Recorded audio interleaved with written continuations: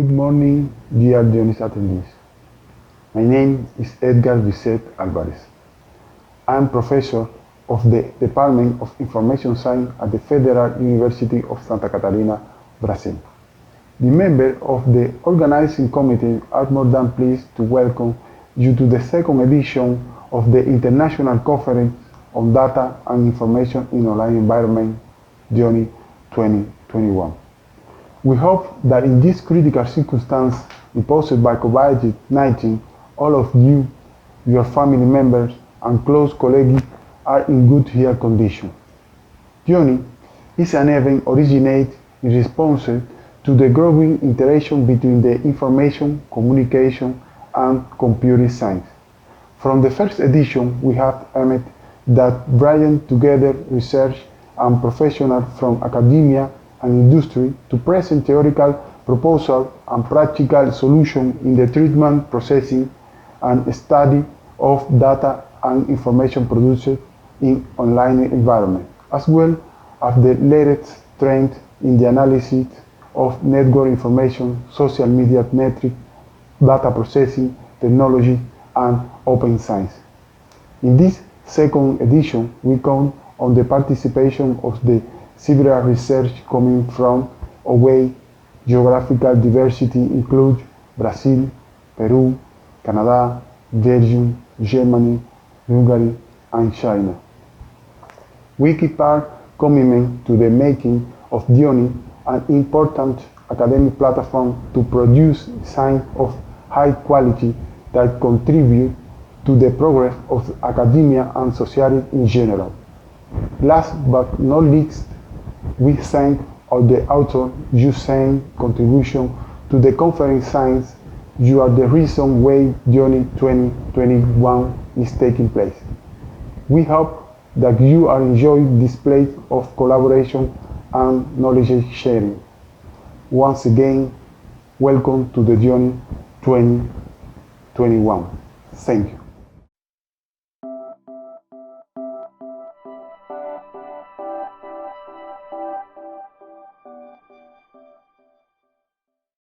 Dear ladies and gentlemen, let me welcome you to the EAI Dione 2021, the second EAI International Conference on Data and Information in Online Environments.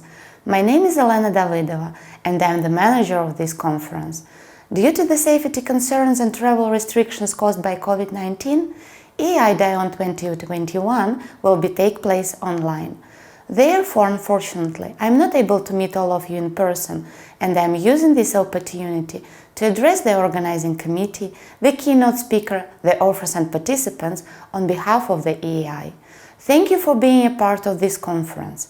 In particular, I would like to thank the steering committee member Carlos Luis Valente, the general chair Professor Edgar Alvarez from the Federal University of Santa Catarina in Brazil, together with our keynote speaker, Ms. Pippa from PSP Consulting in UK, and the whole organizing committee for their hard and excellent work throughout the whole process of conference preparation.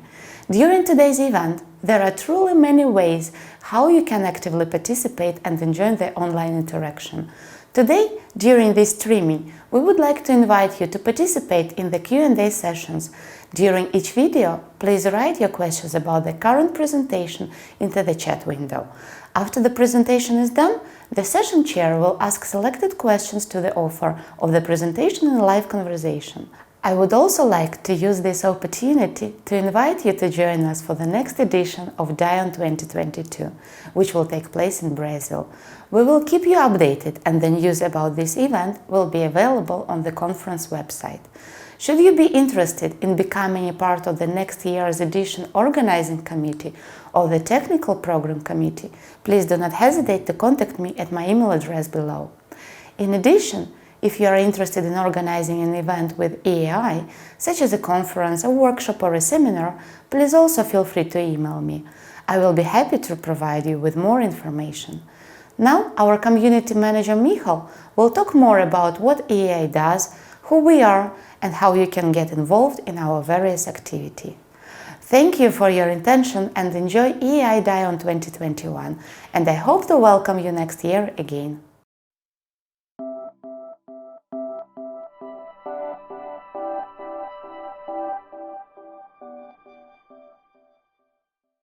Hi everyone, my name is Michal Dudic. I'm the Community Manager at EAI, European Alliance for Innovation. It's my pleasure to welcome you at this conference and say a few words about who we are and what we can do for you and your research career. In short, EAI is a global community for a greener, healthier and smarter world. As of today, we are home to more than 60,000 members from 167 countries, and we reach out to tens of thousands of subscribers.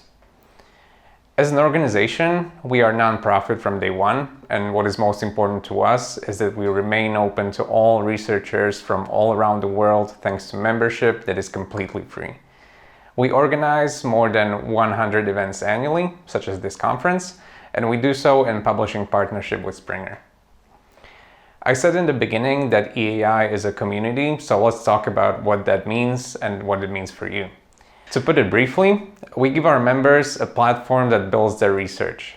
We do it with 3 main online community services where members come together to help each other write a better paper, get an objective review, and get recognized fairly.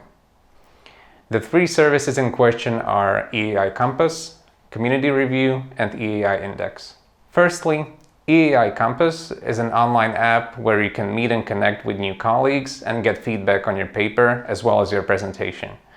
In addition to that, it lets you download all full papers that will be presented at this conference, and you can vote on your favorite presentations as well as see everyone who is here and connect with them. You can do this right now if you go to EAI Compass website, compass.eai.eu. Next, we are improving the classic conference review process with community review.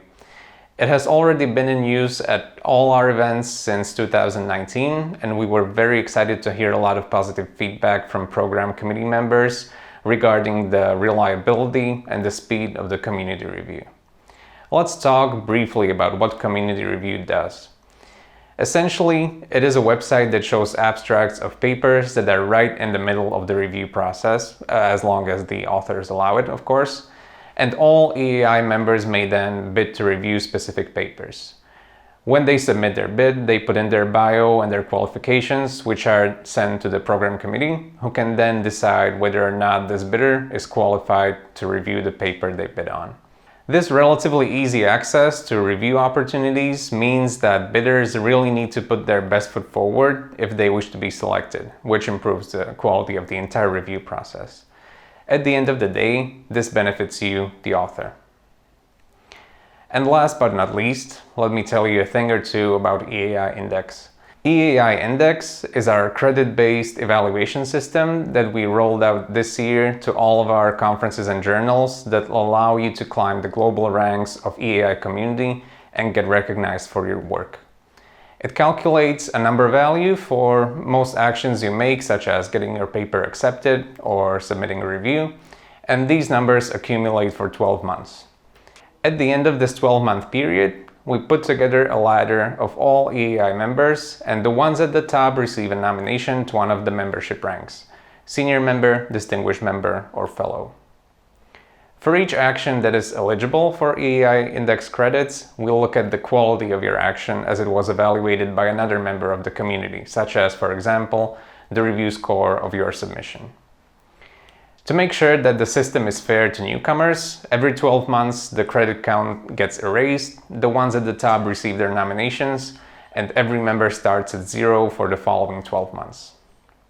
And finally, Smart Submit is a collaboration feature that is coming later this year. It will allow you to submit your research ideas and your work-in-progress abstracts to get the kind of help and feedback you're looking for. Maybe you are looking for co-authors, maybe you would like to find a mentor or a mentee, or maybe you want to find out how the community feels about your idea. This is what Smart Submit is designed for. Ultimately, it's about helping you write a better paper and increasing your chances of getting accepted. Again, we will be launching this feature later this year, so stay tuned. And so I'm going to leave you with many different ways to get engaged at different levels. There are lots of opportunities in many of our events and publications, which means many ways to connect with people and collaborate. You may learn more about everything I just talked about at our website, eai.eu. These services exist to help you and to make your lives easier, so we encourage you to send us your comments, ideas, and feedback to community@eai.eu. And if you're interested in volunteering and contributing, you can let us know at the same email address. Don't forget that you can use EAI Compass to vote on presentations in real time to determine which ones are the best, as well as to download all full papers that will be presented today. Just make sure that you log in using the same email address as the one you used to register to this conference. Thank you very much for your attention. Please enjoy the conference, and I hope we will see everyone online soon.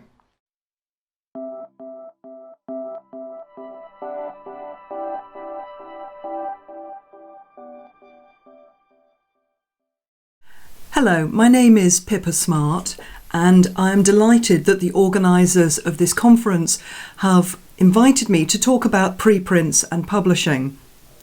I am the Editor-in-Chief of the journal Learned Publishing and also an independent publishing consultant, and I'm frequently asked about preprints and the relationship between them and journals. So I was quite honoured to be asked to talk about this at this conference. My talk will briefly cover how preprints have changed the article workflow and where they appear within the processing of original research from drafting to publication. I'm then going to look at the history of preprint servers, just very briefly to place them into context. But mostly I'll be talking about journals and their relationship with preprints and how they are working more closely with them in the more recent years. And finally looking at the benefits and disadvantages of preprints and potentially what will happen into the future. So to start with, the existing workflow we have for publishing research has remained pretty much the same for the last 50 years. Authors create early drafts reporting their research findings. These are often shared internally or by email with colleagues perhaps in a different institute to revise and refine them until they have a version that they feel is sufficient quality to submit to a journal. So this is the submitted version that goes into the journal submission system, goes through peer review, is revised and then finally accepted. After acceptance, the publisher then adds value through editing, typesetting, adding links, indexing, registering the document and a various number of other activities until the version of record is published on the journal website. So very common, happens with nearly all journals. How preprints has disrupted this is by providing a public viewing platform prior to the version being submitted to the journal. So whereas the early drafts were previously only included within a small network of the author and the author's colleagues, now this early draft is placed on a preprint server which is publicly available to anyone anywhere in the world. So under this workflow, the early draft, once it has been polished and shaped through feedback from colleagues and peers, this early version is placed on a preprint server, where potentially it can receive comments from the community to further revise and refine the version before it is submitted into the journal and goes through the standard procedures. And then hopefully at the end, when the version of record is published, the early version will be linked to the version of record. So in the spirit of open science, the research community can see the early version and the version of record, so they can see how the version has changed during the journal submission process. So where did preprint servers first come from? The most famous and the earliest one is archive.org, which was launched now 30 years ago in 1991. It was initiated by Paul Ginsberg at the Los Alamos National Laboratory in America, and it grew out of a sharing tradition within particularly the high-energy physics community to share research outside the journal environment, particularly at a time when the journal environment delayed publication substantially, and it was felt that the community needed a faster dissemination of results. Originally, this was launched as xxx.lanl.gov and was only renamed archive.org in 1998. It currently has nearly 2 million articles and receives over 16,000 submissions per month. So it was a true game changer 30 years ago, but it continues to be relevant and highly used by the community 30 years on. The topics that are covered by archive have changed somewhat, but they still remain within the mathematics, computers, high energy physics and other physics disciplines. Whilst originally it was predominantly used by the high energy physics community, now the majority of articles are within the mathematics sciences. Nearly 22% of all articles within its total archive repository are on mathematics topics, and you can see with this graph how these have changed somewhat over the years. A close follower to archive was SSRN, which was launched just a few years later than archive in 1994. This was used more by the social sciences community, and by 2013 was the largest repository, although you'll see now it is half the size of archive.org. So although it remains relevant, it has not been adopted in the same way by the social sciences community. In 2016, it was purchased by Elsevier, the very large publisher, and it now contains articles on pretty much all topics, probably not all, but it is no longer restricted to social science, and it includes medicine, biomedical, life sciences, some arts and humanities titles as well. In addition to simply registering the article by uploading it on the system, it does provide a small ranking facility using downloads and citations to rank articles in terms of importance. And we'll see later on that it has a much closer relationship with several journals than several of the other repositories. Now, there has been a tremendous growth in repositories, interestingly, particularly from 2016, and you'll see here a huge jump at this time. The reason for this large jump has been because of the promotion of open science and the desire to share results more quickly and in a more open environment.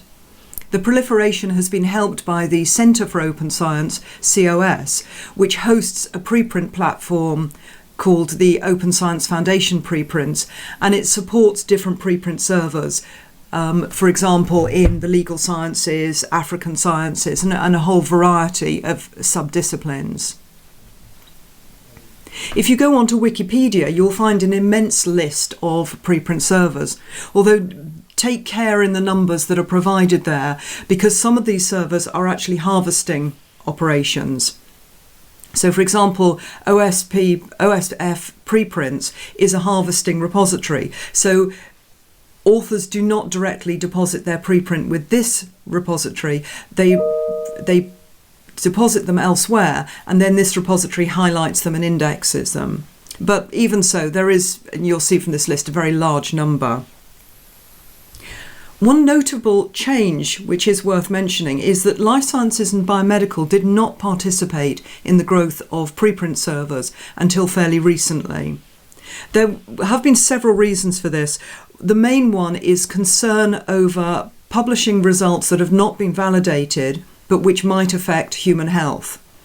And this is the reason why there has been concern, particularly within the journal and the research environment, about making research results freely available before they've been validated and checked. However, in 2013, bioRxiv launched, and that is the red line on this graph, and in 2019, medRxiv. So bioRxiv is life sciences, and it does have some biomedical articles, but predominantly it is all life sciences, whereas medRxiv was specifically for biomedical research. One thing that is worth noting of these two is that medRxiv was only launched in 2019 and had a tremendous takeoff last year, mostly caused by the COVID pandemic. It's also worth noting that medRxiv, unlike the other repositories, performs greater checks of articles before they are published. In most of the preprint servers, acceptance of the article onto the server is almost automatic. There is normally some oversight to ensure that the article that is being uploaded is not perhaps illegal or copyright infringement, but there is no scrupulous checking of the content of the article. However, within medRxiv, because of the concern over human health implications of making this research available before validation, there is more checks put in place and a more stringent control over the types of articles that they will accept. I won't discuss all the other preprint archives, of course, but it's worth taking a look at where we are 30 years down the line.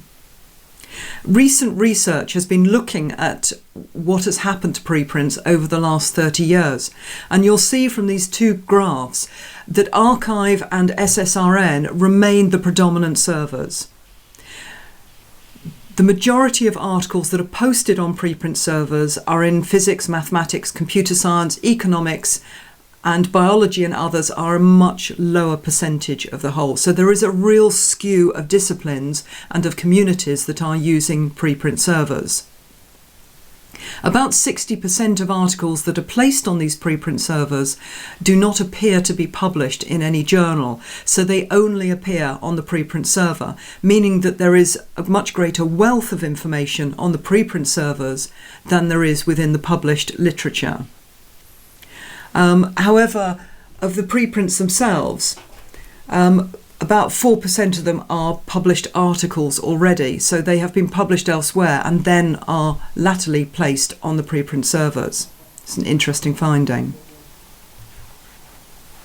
So now I'd like to consider what the relationship is between preprints and journals, and I've split this into 5 steps to what I'm calling 5 steps to acceptance. The first step is an uneasy relationship, and this is where, frankly, we have been for the last 20 years until very recently. Most journals have been quite nervous about accepting articles that already exist as a preprint version. Now, this has been called the Ingelfinger rule, which was named after Franz Ingelfinger, who was the editor-in-chief of the New England Journal of Medicine in the 1960s. In 1969, he made a statement that the role of journals was to publish new, novel findings and not to publish something that was already readily available. And this was always the rule that particularly medical, but many journals followed for many years. Once preprint servers started to become well known, journals reconsidered this rule, but they remained cautious, mostly because they were worried about losing citations to articles that appear on preprint servers. And although this has changed, this relationship has still been perceived by many authors. So many authors believe that journals will not accept articles that have already been published on a preprint server. However, we have now moved from step 1 to step 2. And the vast majority of journals will now accept articles that have appeared as a version on a preprint server. And this is being endorsed by the main publishers. Although very few of the publishers mandate their journals, they do encourage their journals to accept articles that have already been published on a preprint server, accepting that this is part of the move for open science. But there is also a step 3, which is active encouragement. And a good example here are the PLOS journals. So the PLOS journals actively encourage authors to place their work on a preprint server. And not only to place it before they are submitted to the journal, but even to submit the submitted version onto a preprint server at the same time as submitting it to the journal. So this is active encouragement. This is not merely acceptance, but active encouragement. And this leads on to step 4. Step 4 is where journals are actively participating with some of the preprint servers. SSRN that I mentioned earlier I said has been bought fairly recently by Elsevier. Well, the Lancet journals are also published by Elsevier. And now, just over a year ago, the Lancet journals started a pilot whereby they offered authors the opportunity to have their article placed in SSRM at the point of submission. So how this works is that when an author submits to the Lancet journals, as part of the submission system, it will ask the authors if their article is already on SSRN. If it is not, then the system will, by default, offer to place that article on the repository SSRN. Authors can opt out of this, of course, but the idea is that the Lancet is trying to link through SSRM to show the different versions. So what it is placing on SSRN is the submitted version.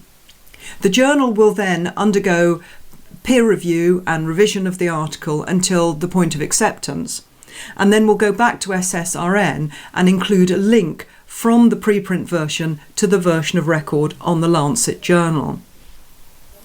So this is not only acceptance or encouragement, but it's active participation. It's accepting that the journals are now part of a preprint environment, an environment where the preprint versions are becoming more accepted. A slight step on from this is the journal eLife, which has said that from June this year, it will require all submissions to already be posted as a preprint. And the preprint servers that it's asking for particularly are bioRxiv and medRxiv, although I believe it will accept other preprint servers as well. So this is actually making it a requirement from authors to say to authors, you must put your early version on the preprint server before you submit to the journal. The next step from this is partnership. And a good example here is Springer Nature journals, which include the BMJ portfolio, the biomedical journal portfolio. Springer Nature is a very large company, and one part of the company is Research Square, which is a preprint repository. What Springer Nature are doing is they are linking between the repository and the Springer Nature journals. Not all of them, but a select number of them. And what they're doing is, in addition to posting the submitted version back on the repository, they are also linking the submission system status to that article on the repository. And if I share a screen print of this, you will see here we have an article that has been deposited on Research Square, the preprint repository. This article has also been submitted to the journal Cardiovascular Diabetology, which is a BMC journal. The red text you'll see on the screen explains that this preprint is under consideration at the journal, and it explains what the preprint is. So a preliminary version of the manuscript that has not completed peer review. And you will find here the full text of the article. In the right-hand side of the screen, you will see a peer review timeline and a current status. This information is being picked up from the BMC submission system and automatically updated as the article goes through the peer review process. So this article is under review, and you have the dates here. So the article was posted on the 23rd of February, and as of the 16th of February, the second reviewer had agreed to review the article. So this article has obviously been submitted to the journal, and the journal has then deposited it in Research Square in the repository. So this provides an automatic snapshot of what is happening to this preprint, and this has, of course, several benefits. If you are a journal editor, you can check here whether this preprint is under consideration at another journal. You can also see whether this article has undergone peer review and also whether it has been rejected by the original journal. Because once this article has gone through peer review, If it has been accepted by cardiovascular diabetology, then the status will be published and there will be a link to the version of record.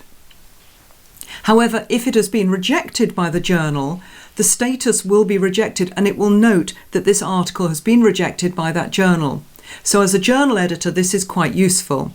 It's also useful for a reader because preprints are not validated at the moment.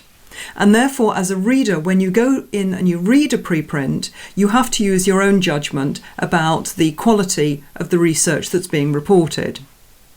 Now, you have to do this, of course, even with a journal article, but with a journal article, there is some trust that the peer review process has filtered out bad research. You don't have that filter with a preprint system. But by linking this type of submission information into an article, that information is being provided for you. So this is an interesting approach to partnership between journals and preprint servers. Another type of partnership is providing peer review reports onto the preprint server. Review Commons is a very interesting initiative that was launched in the middle of 2019 and is still in operation now. This initiative was launched by the publisher and journal EMBO and the peer review initiative ASAP Bio. The way this system works is that as an author, you post your article onto bioRxiv or medRxiv. You can then apply for peer review to EMBO. This is not the same as submitting your article to EMBO. You are only submitting for peer review. EMBO's editorial office then manage the peer review. They invite the peer reviewers, they obtain the peer review reports, but then the peer review reports are posted against your article in bioRxiv. There is no publishing decision made because you have not submitted your article to EMBO. You have simply used EMBO as a peer reviewing service. The extra step from this is that Review Commons is a partnership of 7 journals. EMBO is managing the peer review system, but the other 6 journals have agreed that they will accept the peer review reports that EMBO has received to make a decision. So as an author, you submit your article onto bioRxiv, for example, and you apply for peer review. In time, you will receive peer review reports which will be posted on your article in bioRxiv. When you have 2 reports, you can then apply to any one of the 7 participating journals for publication, and they will use those peer review reports to make a decision. They may, of course, ask for further review and for further revision, but the principle is that they will try to use those peer review reports.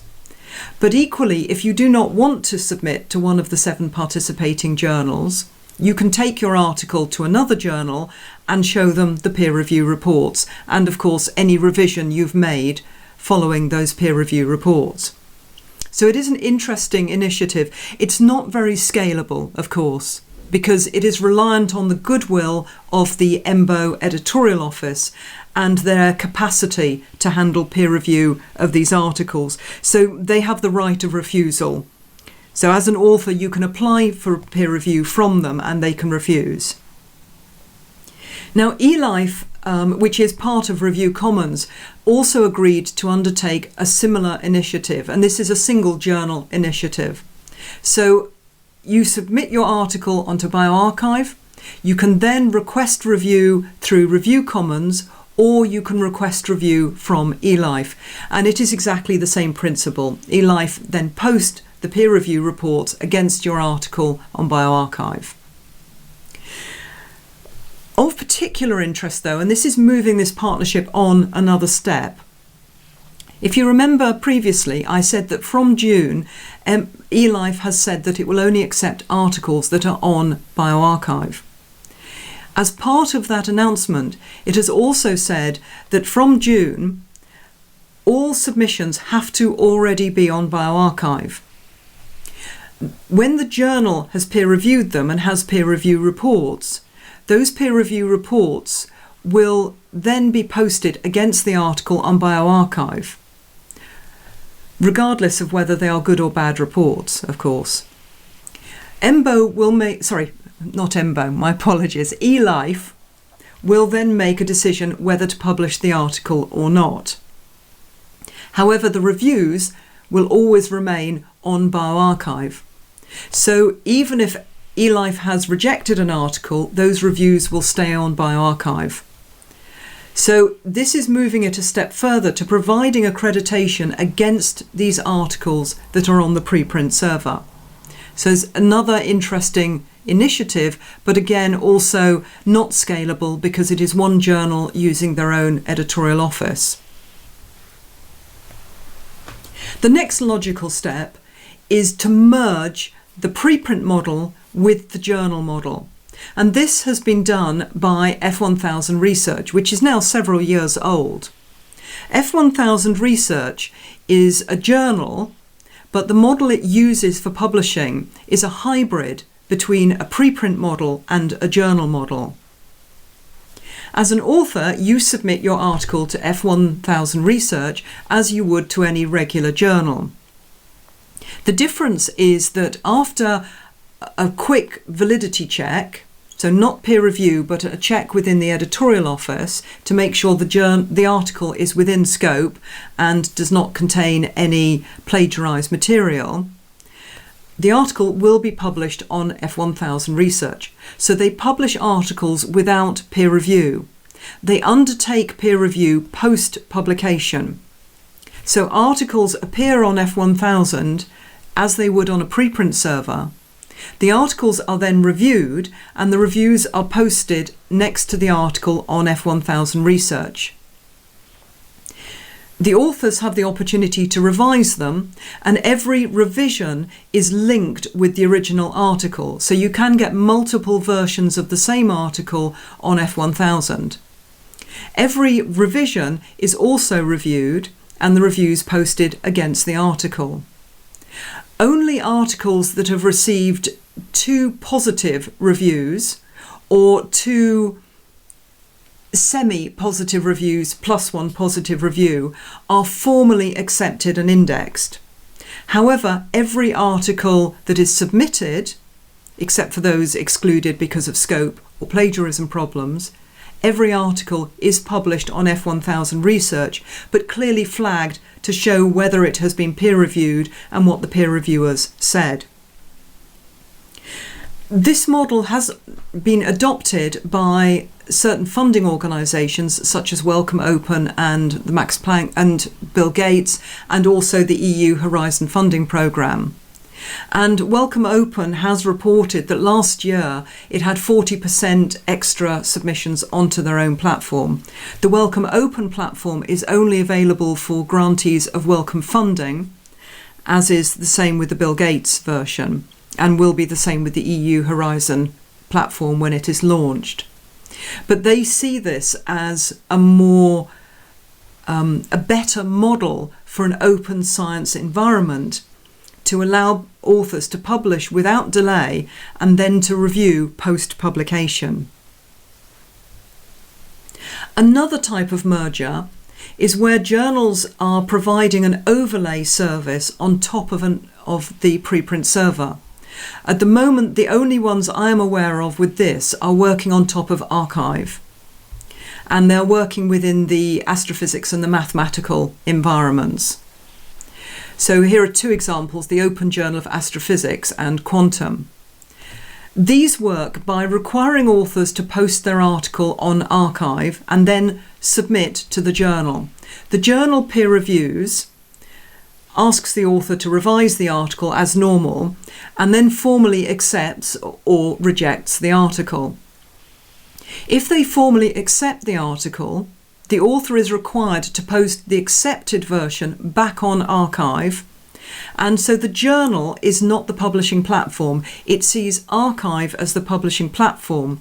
The journal itself is effectively an index of validated and accepted papers. So it is an overlay on top of an arXiv by filtering what is in archive.org to say which articles have met their own quality standards. Now, 2020 was a watershed for preprints. There was a huge increase in them, mostly driven by the pandemic, although interestingly not only in articles about COVID-19 but in all areas.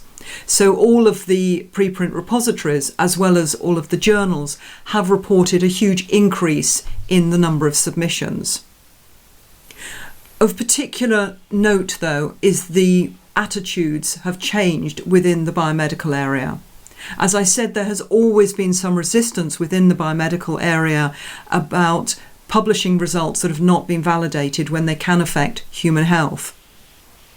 But an editorial published in JAMA, the Journal of the American Medical Association, in November, confirmed that, from their opinion, the benefits of preprints outweigh the challenges that they also include, and they see them as a positive way forward towards achieving open science and open science communication.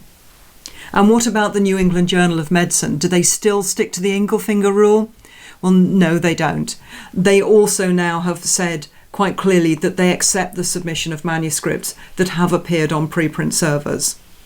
So even in the biomedical area, it is the preprints and their influence on the communication landscape have now been accepted. So finally, I want to talk about the advantages and the challenges that we have with preprints. So first of all, what are the advantages of preprints within our communication landscape? The most obvious one is fast circulation. There's no need to wait for peer review. There's no need to wait for publication delays. An article is published and made available as quickly as the author can complete it. So there is no delay, very important. And this, of course, increases visibility of the science, not only because it's published so quickly, but also because all of the preprint servers are open access, whereas the journals might be closed access or might only be read by small niche communities. So there is increased visibility for science. There's also greater control for authors. Greater control over what they publish, how they publish, and when they publish. And this can be very important in some areas. In terms of open science, one of the benefits of preprints is that you can see the different versions that are made available. So you can see how an article has developed, how it has been improved, and whether certain changes have been made and why they've been changed. And this all benefits open science. So preprints are a key feature within the open science environment. And for coming back to authors, that fast circulation is associated with priority publication. Preprints allow authors to get priority of discovery with their research by publishing first on a preprint server. Originally, there was some fear by authors that making their results available quickly would somehow disadvantage them. But this is now seen actually not to be the case, that getting priority publication is very important, that if an article is on a preprint server and on a dated time and date, then should anybody then steal that research later, the authors can prove priority because of having made it available on the preprint server.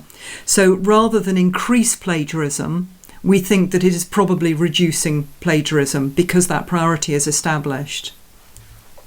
And of course it is more democratic.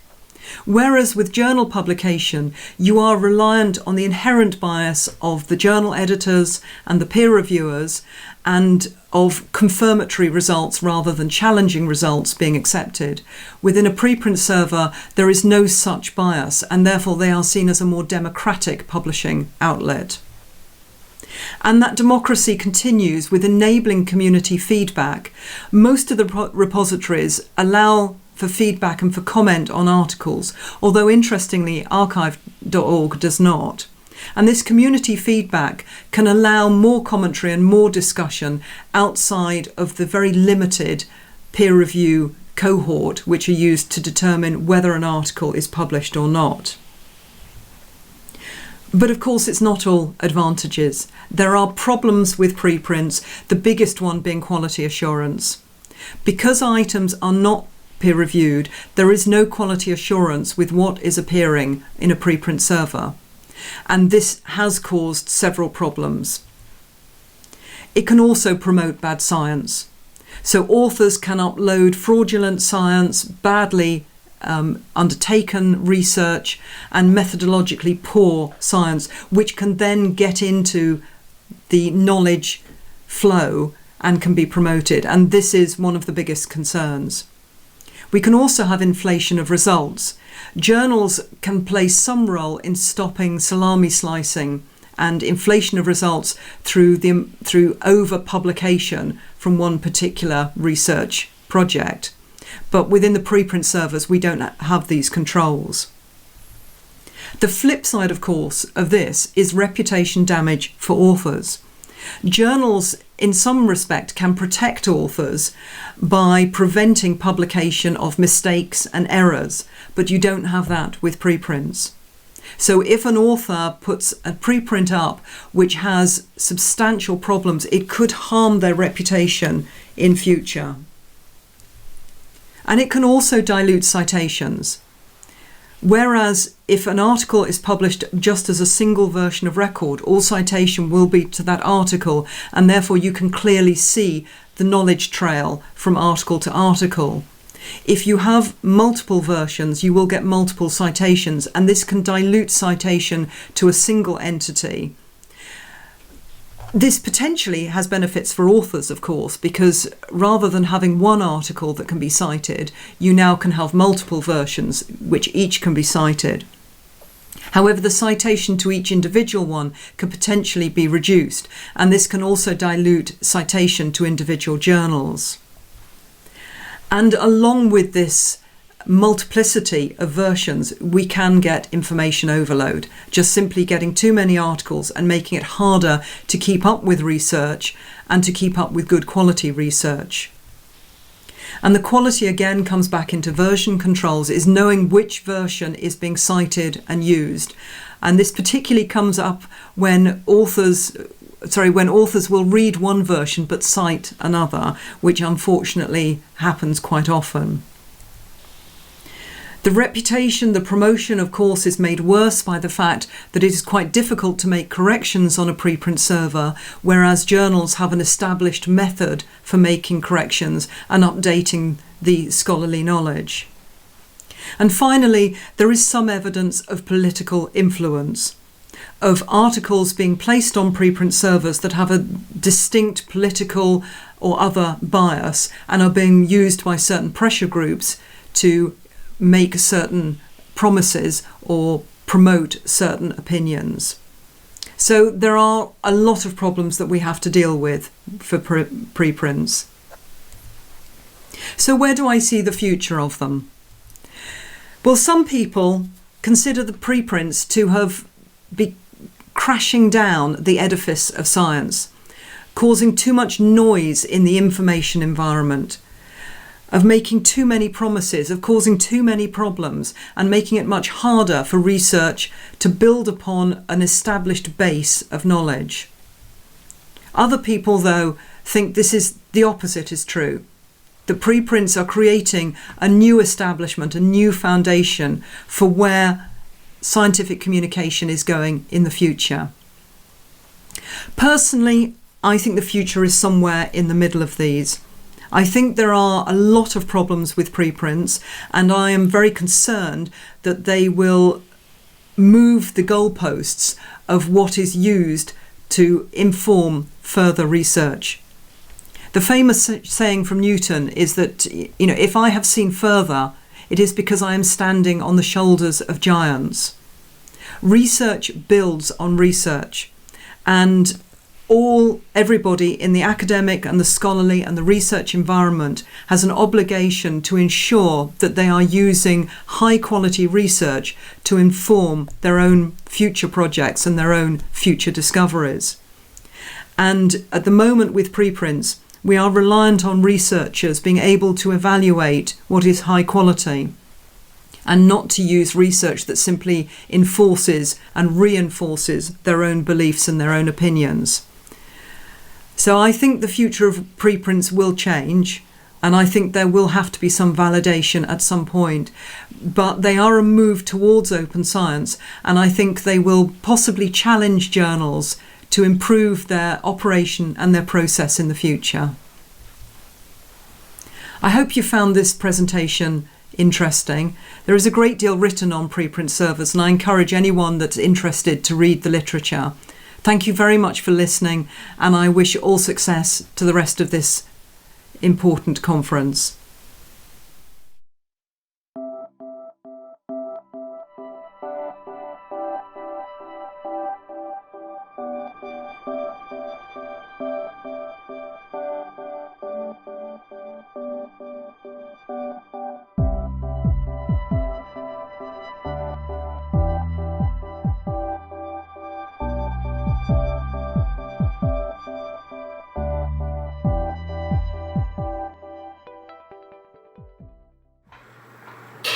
Hello, and welcome to this talk. Today I'm presenting the work entitled Depicting Recommendations in Academia, How ResearchGate Communicates with its Users via Design or Upon Request about Recommender Algorithms. I am Luciana Monteiro Krebs, HCI researcher and PhD student at the Federal University of Rio Grande do Sul in Brazil and at KU Leuven in Belgium. This talk is also on behalf of my co-authors, Vicky Zaman, Nini Htun, Sonia Elisa Carenato, and David Hertz. Academic social networking sites, the ASNS, are increasingly using recommender systems to deliver relevant content to the users. Recommender systems filter the information displayed to a user in a platform using predictions based on the user profile and behavior to determine what the user might like. Meanwhile, the opacity of the algorithms that process this information makes it difficult to identify the elements that may suffer and/or exert influence over the interactions within ASNS. In fact, recommender systems often appear to users as black boxes. In this article, we investigate how ResearchGate communicates with its users about recommender algorithms used in the platform. Our inquiry is led by a few follow-up questions. What are the main entities involved in recommendations on ResearchGate, and which mechanisms can be identified in the platform?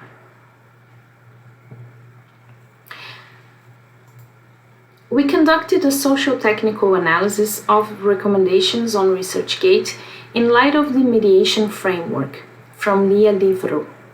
The mediation framework contains three elements of infrastructure: the artifacts, practices, and arrangements. The artifacts are the material devices and objects, and the practice are the actions that people engage with. As for the arrangements, they are the patterns of relations and institutional structures. Acknowledging platforms as automated mediators, we account for the interplay and mutual shaping of technological tools, human action, and social-cultural formations. To analyze recommender systems in social online platforms, we also must understand their building blocks.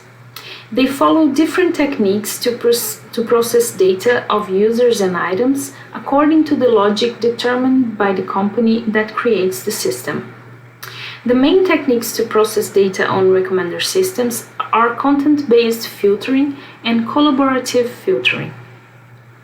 Data given are provided by the user during the interaction. Data traces are the data left behind, mostly unknowingly, by online interactions and are captured via data tracking technologies such as cookies and browser history. Derived from data given and data traces, it is possible to predict certain aspects about the users and/or their preferences. Van der Hoef calls this inferred data.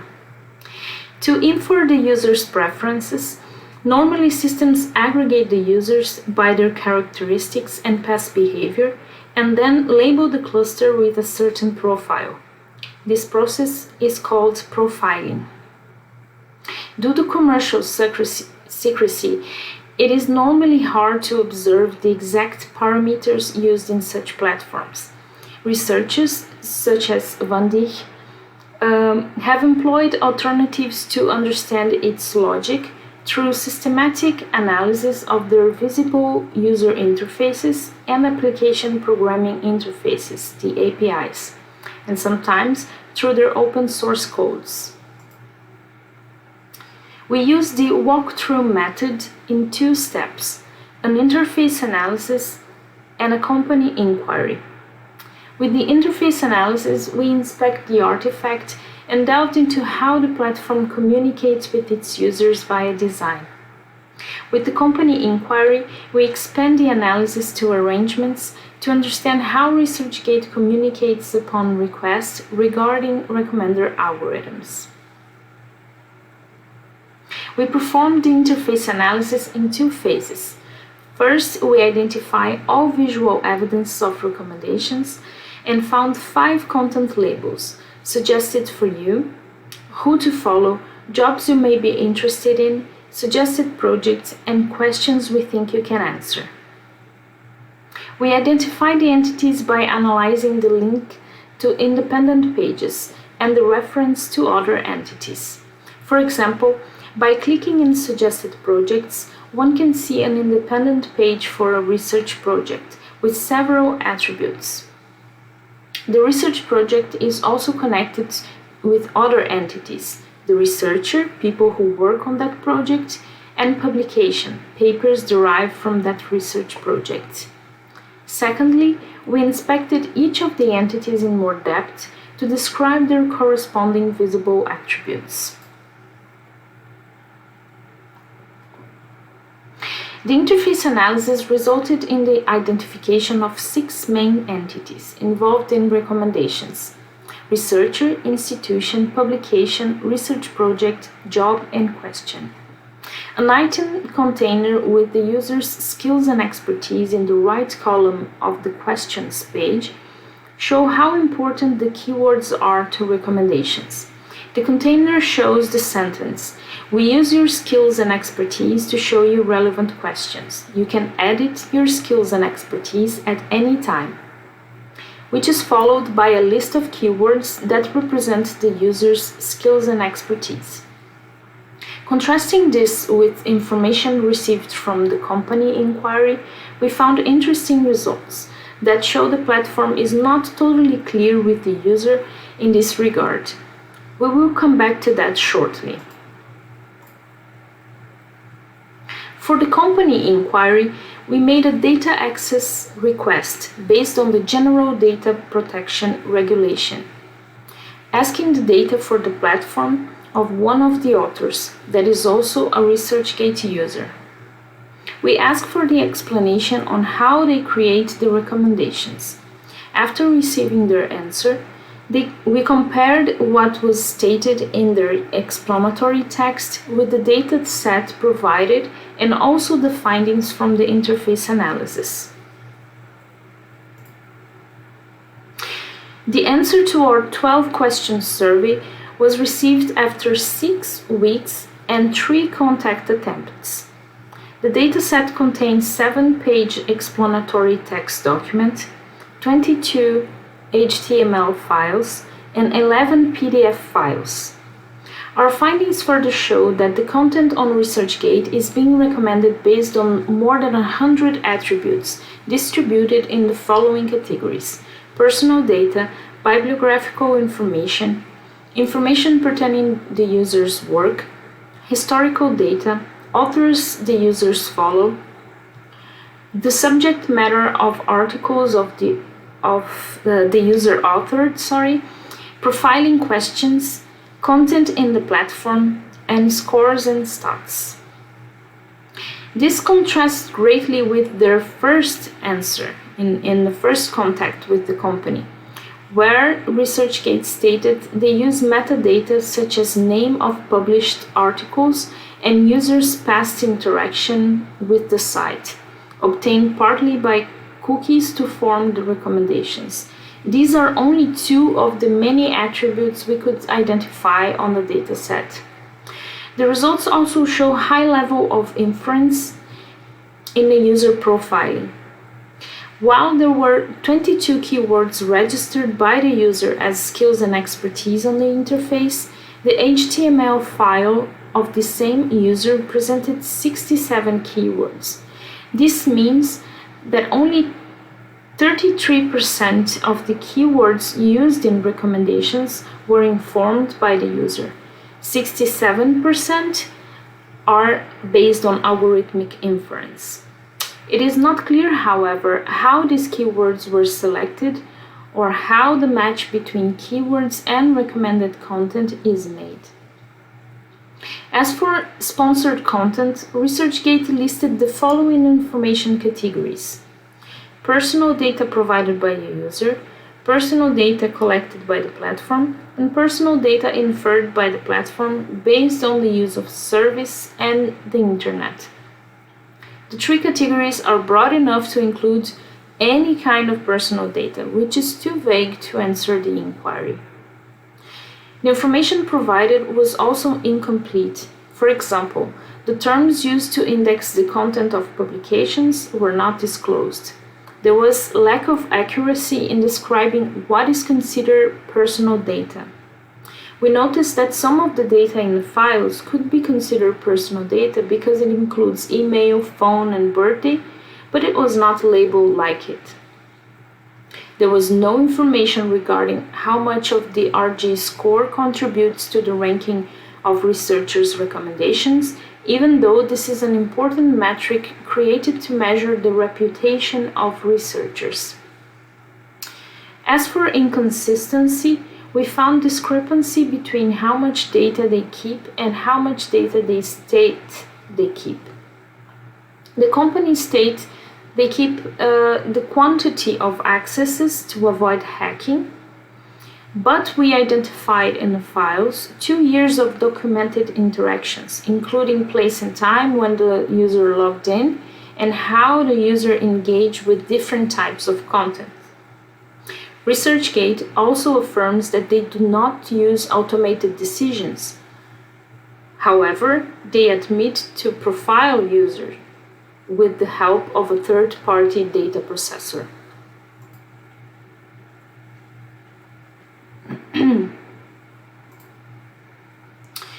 Comparing our findings with previous studies, we observed that most of the users' practices in ASNS are mediated by algorithms, even though this is not always clearly communicated to the user. For example, studies show that ASNS platforms can facilitate scholarly information exchange, which in ResearchGate is possible through the section question. It is clear to the users that the information available in the questions section receives automated curation. However, it is unclear how much inference is happening behind the scenes. Moreover, the sentences on the interface saying that the platform employs the user's skills and expertise to show relevant questions and that the users can edit their skills and expertise at any time can misinform the user. From these sentences, users can be misled to think that they are in control of the mediation. By controlling the keywords, for example, when in our study we found that nearly 67% of the keywords in the user profile were inferred and act behind the interface, not being available to manual addition by the user. We could also observe how social arrangements, practices, and artifacts are mutually shaped, as a specific feature on the artifact reflects a social conduct and a certain way of doing that is professionally accepted by the academic community. In the recommendations of job positions, differently from the other entities, the information provided is generic, not disclosing which researchers apply for that specific vacancy or how many. This might be a strategy from the platform to boost employment without jeopardize privacy and inner competition in academia. The platform selection is the ability of platforms to trigger and filter user activity through interfaces and algorithms, while users, through their interactions with these coded environments, influence the online visibility and availability of particular content, services, and people. While the users are browsing, they are both actively providing data by data given and data traces, and receiving recommendations that are based on these preferences. The users may provide information about their topic of interest, publications, and what they like to see. However, it is the algorithm that decides how this information will be selected, processed, and weighted, nudging the user to connect with certain items through personalized recommendations. The user can decide what to click on. However, through automated filtering, the universe of choice is narrowed by the recommender algorithm. ASNS are designed in a way that the platform can benefit economically and strategically from the researcher's practices, which is afforded by the artifact. For example, encouraging the practice of sharing the researcher's own work, the platform can then offer the publication free of charge to other users, which might increase the audience of new users. This characterizes the mechanism of commodification that involves platforms transforming online and offline objects, activities, emotions, and ideas into tradable commodities. Prior research has also shown that the collaborative filtering technique is inherently driven by social influence and, as followed by the example pattern, is automated by the algorithm. This may explain why an SNS facilitate trust among users, as they consider the site to be an extension of their professional activities, therefore perceiving the other members as trustworthy. This is aligned with what Van Dijk affirmed about how platforms are influencing human interaction on an individual, community, and larger societal levels. This is happening, and I'm quoting her, while the worlds of online and offline are increasingly interpenetrating. Presenting customized content recommendations can be considered automated decision-making, where recommendations depend on a profile that has been built out of the characteristic of interests of the user. When answering the question on the logic of recommendations, ResearchGate presented inconsistent information. The company denies automated decision-making, even though they admit to work with aggregated personal data, which is normally seen as profiling. The right to an explanation in GDPR requires from platforms to provide information regarding the existence of solely automated decision-making, including profiling. ResearchGate did not provide the explanation asked about the logic of the recommender systems, claiming commercial secrecy. Therefore, it would be desirable for the company to clearly explain to its users the process of automated profiling, either by design or upon request. The right to a meaningful explanation is ensured by the users by GDPR. And it's crucial to help users to understand the mechanisms underpinning their interactions within the platform. Van Dijk and Powell have stated that the technological mechanisms in social media are often invisible. This was possible to see in our data collection too, with the delayed, vague, and sometimes inconsistent answers to the company inquiry. This can have two motivations. On one hand, it can be because of the recency of GDPR requirements and the lack of experience in providing detailed and meaningful explanations about the algorithmic mediation to users. On the other hand, it might be a conscious effort to keep the algorithmic logic safe from competitors. By reflecting on ResearchGate communication strategies via visible interface elements and upon request, we conclude that more transparency through design is necessary regarding recommendations in ASNS. At the end of our paper, we call for further research to address the challenges on algorithmic mediation in academic social networking sites. We hope that this presentation and our paper help to enlighten some of the pressing challenges and provide a departure point for further exploration of ways to ensure the users are informed in a clear, agile, and meaningful way about the ubiquitous algorithmic mediation in such platforms. Thank you for watching, and see you soon.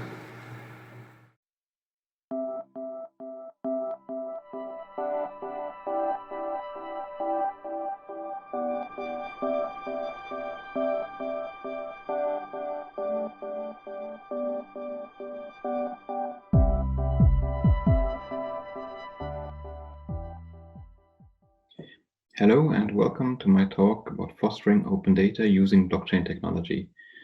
I am Simon Schirner, postdoc at the Hamburg University of Applied Sciences, and what I will present today is the intermediate state of our research project. We have the goal to foster open data, meaning that we would like people to share their research data more often and early on in the research process. And we explore blockchain technology to find out if we can, with this, support sharing of research data.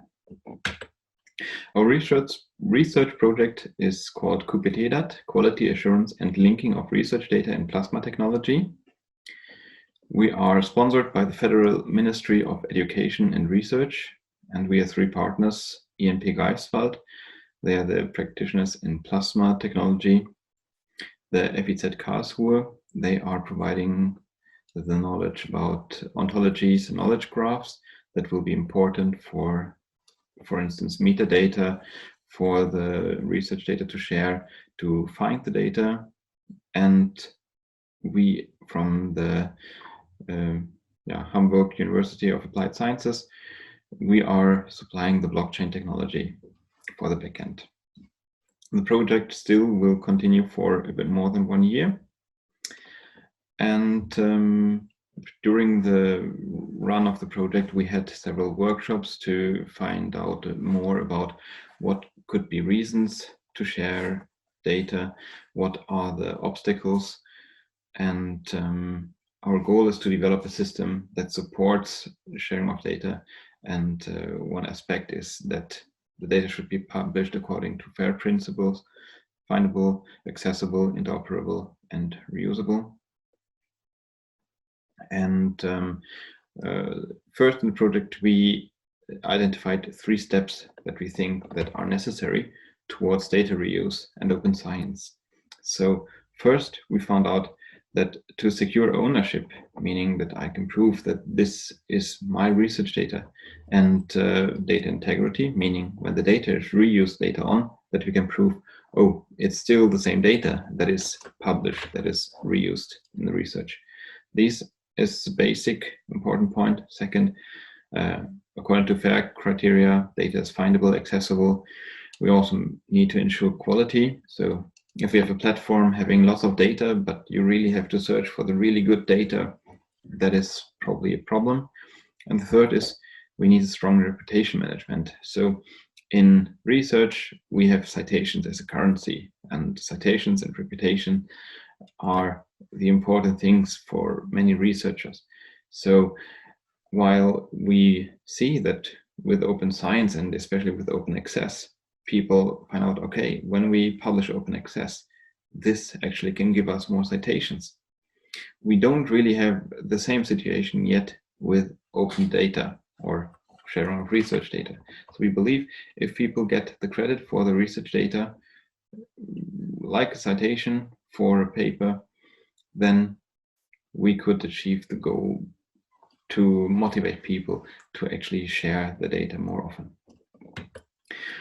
the approach that we have chosen in our research so far, so we have identified some basic requirements. And on these requirements, we have developed an architecture that combines a conventional database with a blockchain system in the backend. I will explain in a short while what actually blockchain is if you don't know much about this technology.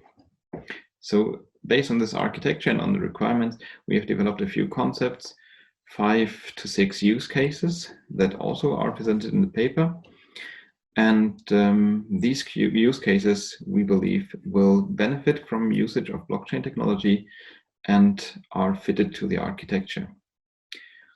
And what the last step we have done so far is that we have made a detailed plan for the implementation and identified problems, challenges, and also the points where blockchain technology actually is useful. So this is kind of an evaluation of the architecture that we have developed, of the use cases we have developed, to see if it's feasible and if it's meaningful. So, and these are also the basic questions in our paper. So where is the application of blockchain technology feasible and meaningful? And what are the open challenges towards an implementation? So we have not completed the implementation yet. Compared to the state when we wrote the paper, we are a bit further with the implementation, but still we are not done. And in the end, of course, we would have a real evaluation of the demonstrator of the system and also of its usability. So let's start with the requirements. We found out the main requirements. We have to ensure authorship. We already mentioned that. We have to facilitate different access rights. So if data should be kept private first, we still need to be able to ensure authorship on those data, even though they should not be shared right now, but maybe in half a year, or maybe people want to keep it secret until they publish their paper or whatever. We need to validate the data and also especially the data integrity. So when you make your data public in half a year, you should be able to prove this is the same data that I had half a year ago. Fourth, we need to guarantee the integrity of significant metadata. That is also especially a requirement in plasma science. So the outcome of an experiment can differ a lot on certain parameters. So these parameters should be identified and also be part of the data that is stored and secured, so that you don't, when you publish a paper, maybe don't recall what your metadata were, or that you might change something because it might look better. We want to ensure basic quality of data and metadata. We want to implement a robust reputation system. I mentioned the importance of reputation, and published items must be searchable, accessible, interoperable, and reusable, FAIR criteria. And of course, research data must be citable, which could be, there are standards like DataCite already available, of course. So on this, we build the architecture, and you can see here, we have our common research data management system that we believe researchers, especially when they are in data-heavy disciplines, should have. And we connect this via a web interface to a common metadata database. So in the case of plasma technology, there's, for instance, MPT-DAT. So that's a common web platform where you can search for data sets, you can download data sets, and so on. But we add a blockchain infrastructure, and we have chosen Bloxberg as the blockchain.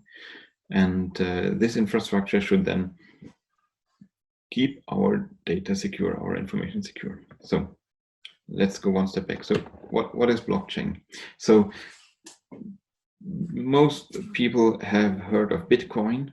Some people know that it's connected to blockchain, but it's often that people, when they hear blockchain, they think about this hype, they think about this digital currency and all the bad information that is spread around, for especially Bitcoin. It is connected to illegal activity. It is very energy consuming. But the point is, blockchain is not equals Bitcoin. But in the basis, there are very interesting concepts that make it so feasible for like a digital currency.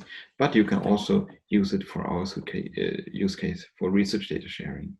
So, and how can we use it? Or first, what is a blockchain in detail? So a blockchain network is just a distributed network. That means you have an unlimited amount of nodes in the network, and all these nodes have control of the data. They have a copy of the data that is stored on the blockchain. So, and all the nodes together decide if data is added to the platform. So there's no central authority that decides, okay, this data is put on the blockchain or not, which makes it like if you have partners that you don't really know, but you still can think, okay, this technology supports so that I can trust that the things that happen in the system are okay. They're not controlled by a central authority. Or when you think about publishing of papers, that you have one journal that is very, has a very strong weight in the area. So here, everything is equal. Then what is a blockchain and what are the advantages that we would like to use? So in basically blockchain, everything is stored in blocks. So you can store data via transactions, and these transactions are put into blocks. And once the block is full, it's added to the chain.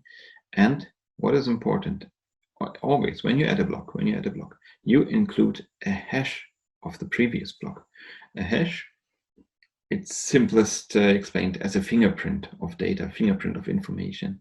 And this is a one-way function. So once you have the fingerprint, you can't come back to the information. That's especially important for our use case of research data certification.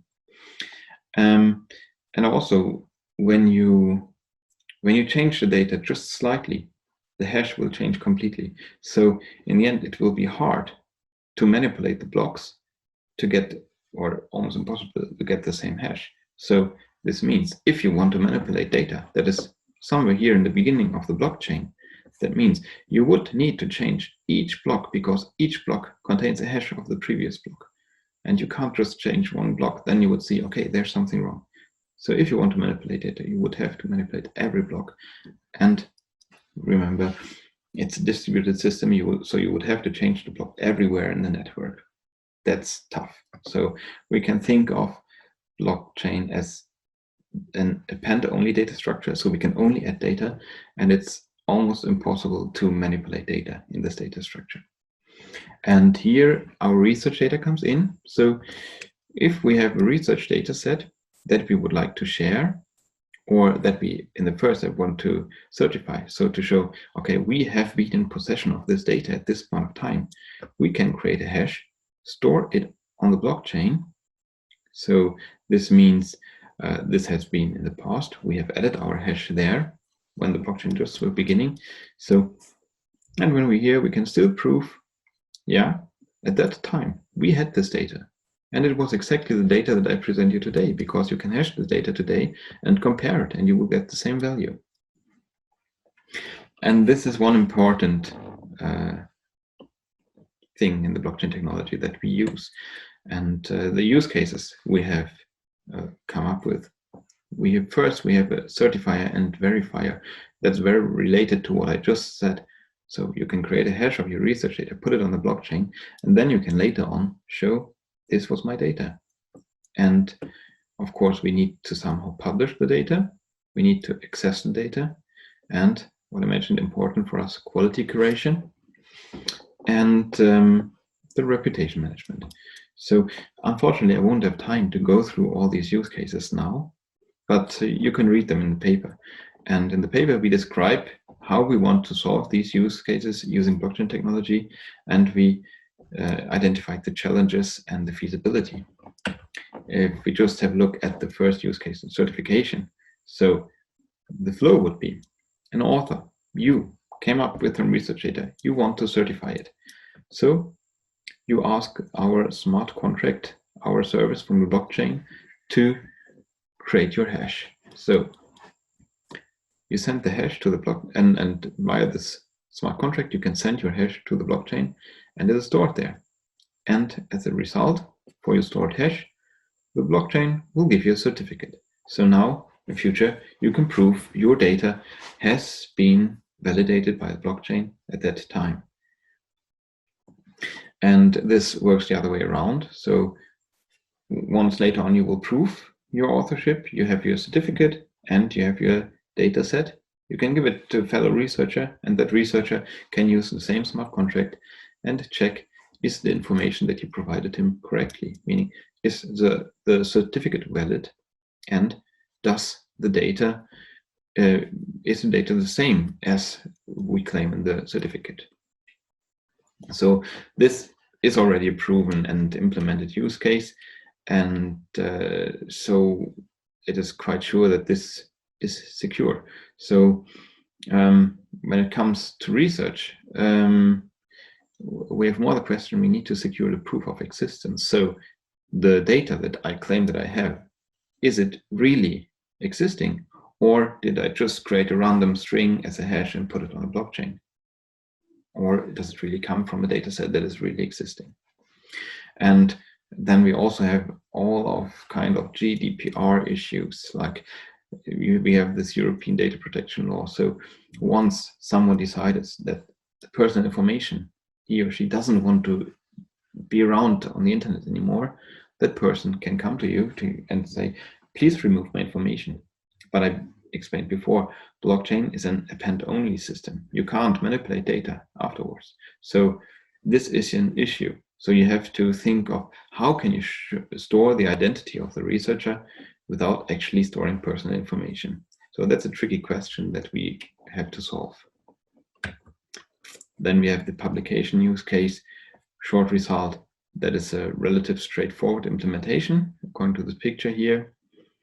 And we have the advantage that we can show the integrity of the data once we publish the data that we have certified before. Then we have the access use case, also quite straightforward. We don't have to put so much functionality in the blockchain. It's more indirectly, because, for instance, when you download the data, you can check for integrity. You can check or you give reputation for your read, for instance, but that happens in the later use case. We have the quality curation.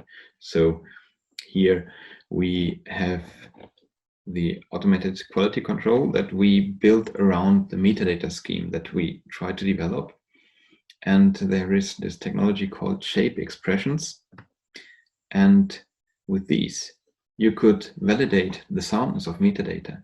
So for instance, if you have an experiment and you use a certain setup, then you know that the setup might only be function correctly in a temperature range of 10 to 20 degrees Celsius, but the experiment was done with 5 degrees Celsius. Then this could find out, okay, there's something wrong in your metadata, or your experimental data might not be really that helpful. So this is the quality check, the automated quality check we could do. So yeah, then the next use case is peer review. I skipped this. You can read why in the paper. So there are other projects working on it. So it's unnecessary that we also spend effort there. Then the last use case is the reputation. So, and while this is on one hand a very important use case, I have to admit, in this part, we did not come that far yet. So there are quite some challenges lying ahead to, and it's especially the security. So what we identified, so what could be criteria for reputation? We would have, for instance, data published, reads received for your data, or other publications based on your data, like data reuse, it's in the case of citation. So, but we somehow have to store this. Transparency is actually not a problem because everyone in the blockchain network has a copy of the data and can see where you get your reputation from. But it's more important that we somehow find a way that you securely store your reputation, like your reads, the citations, and you get the right credit for them, without anyone tampering with adding, for instance, fake data into the network. And still, we need to be GDPR compliant. So all the reads, everything has to be somehow connected to an identity of a researcher to be secure. So that's a really tough challenge for us. So the summary, unfortunately, I had to skip quite fast through the use cases, but again, you can read them in the paper.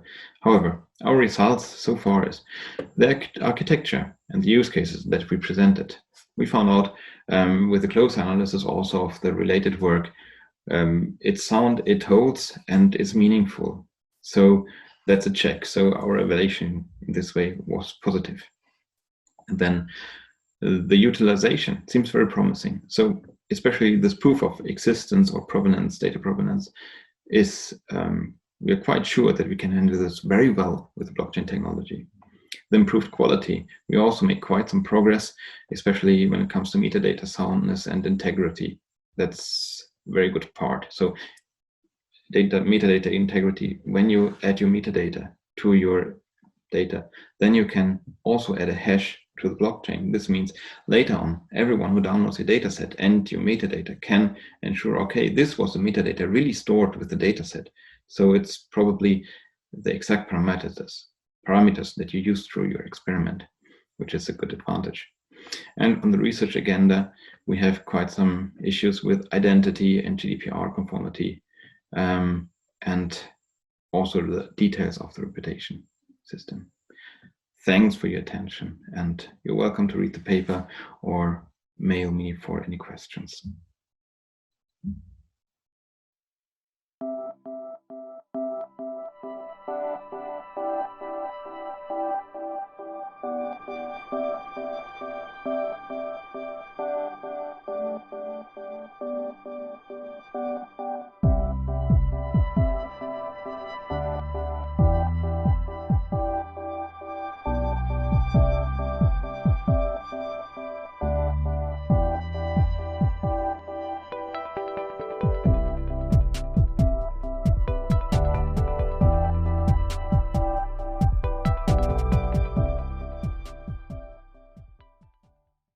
Everyone, my name is Thiago Magela Rodrigues Dias.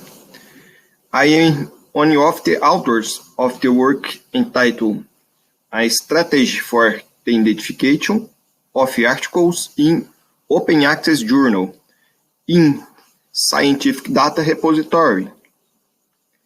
In addition to me, the work has Patrícia Mascarenhas Dias and Professor Grey Farias Moita as authors.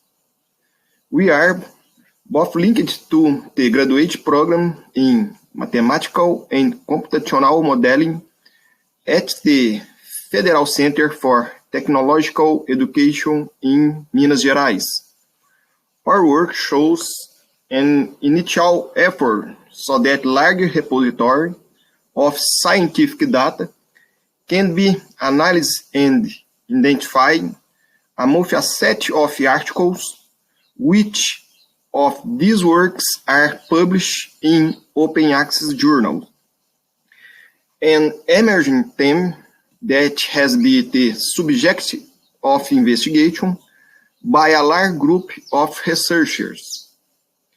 Our strategy makes it possible to identify with low computational cost in a very effective way to identify which of the articles with a set of publications are in open access journal. So, in this context, as a way of introducing the theme, we have some justification. For example, that in the scientific area, one of the main objectives is the dissemination of the results achieved by research in their study and investigations. And the dissemination of these studies end up being characterized as an important mechanism to boost scientific evolution. In this context, scientific publication has over the years been an important object of study for several areas of knowledge. And yet, we can highlight that the traditional printed format of science communication is gradually losing the space to the new formats, specifically for electronic formats. It should also be noted that the growth of journals mailing in digital formats since the last decade has considerably facilitated access to publications. It's also important to highlight that the scientific journal performs several essential functions, such as the endorsement of the research and the registration of authorship. For some author, publication in a journal recognized by the areas in the most accepted way to register the originality of the work and to confirm that the works were valuable enough to overcome the skepticism of the scientific community. In this context, in the early years of the 21st century, the open access movement stimulated the appearance of journals in this format. Therefore, understand how the publication of certain group of researchers has been carried out in open access journal makes possible to identify an overview of the current stage of this type of communication. As an object of study of this work, and as a data source, we have the CNPq data platform. It has a set of integrated systems, being a curriculum data directory, in which individuals can register and keep their curriculum updated. In addition to a research group directory. In this study, in particular, we investigate the curriculum directory of the LATS platform. It currently comprises approximately 7 million individuals with a single registered curriculum. This begins the beginning of a sequence of steps to have your dataset. The curricula contain information such as area of activity, research institution, scientific production, guideline, academic training, among others, for each of the individuals who are registered there. Now, we use the LATS platform as a data source to validate our strategy. It can be applied in several other repositories with information from scientific publication. To validate publications that are in open access journals, we use the DOH list of journals. DOH has a set of journals that are identified as open access journals. In this context, we use this list of open access journals as our validator. Therefore, when close the publications registered in the curricula that are registered in the LATS platform with the list of DOH journals, it is possible to separate the publication of interest. For this, several techniques and methods are implemented.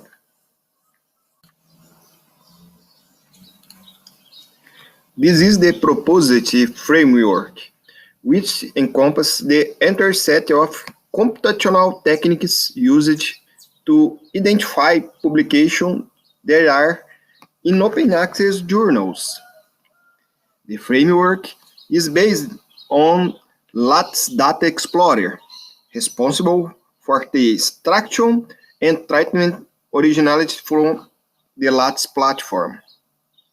It encompasses data collection techniques, as well as methods for searching and selecting information contained in curricula.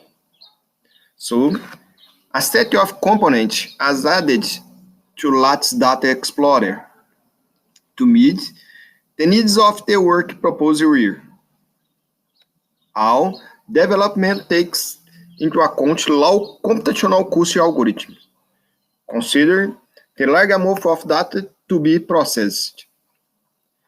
After identifying articles that are in open access journal, several metrics that are incorporated into Lattes Data Explorer can be used. The identification process begins in the search in each of the curricula for all publications in journals that are registered. In each of the curricula, the ISSN is selected for each publication, and verifying this ISSN is contained in the list of journals extracted from DOAs. If so, this publication is identified as being a publication in open access journal, and the publication, as well as information about the analysis curriculum, is selected. If the ISSN of the publication is not in the DOA list, the next article is analyzed, and thus all resumes are analyzed. In the end, with a low computational cost, all publications are analyzed and properly identified. Results.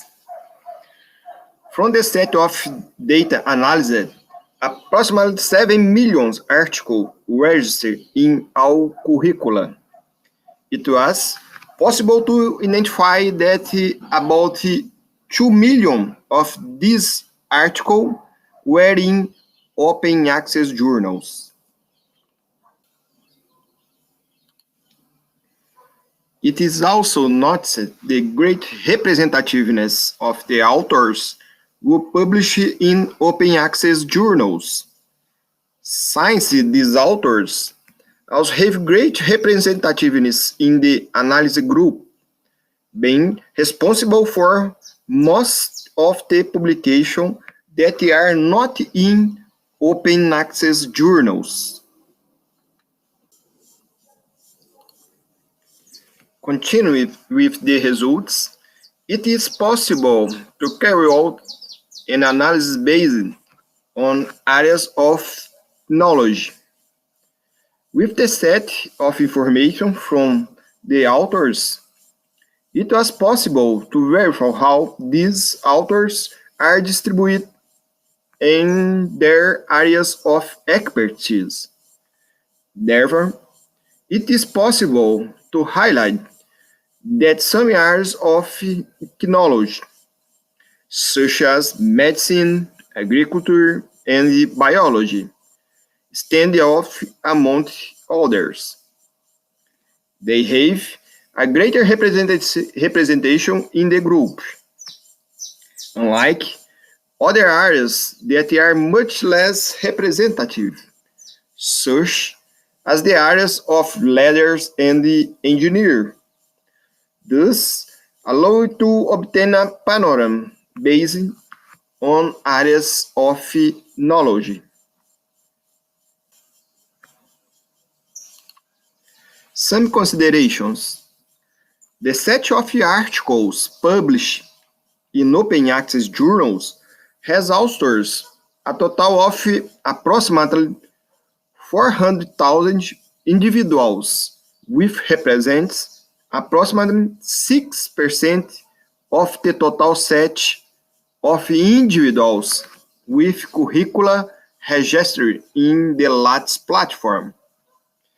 This percentage of authors is much lower than the number of articles in open access journals, which represent approximately 27% of the overall total of articles published in journals of all individuals.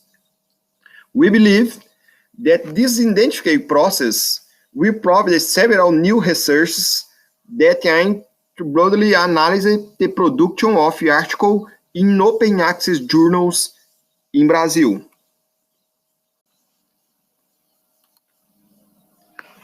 These are the references used in this presentation.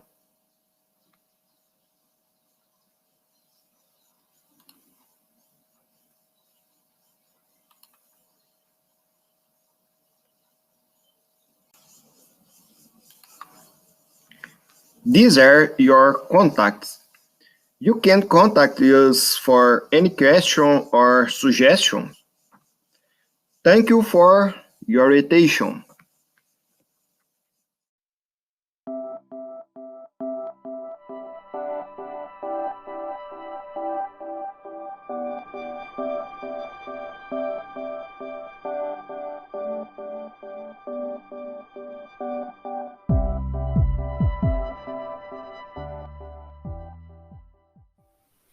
Good morning, everyone. Good afternoon. My name is Igor Alexandre Duarte Mascarenhas.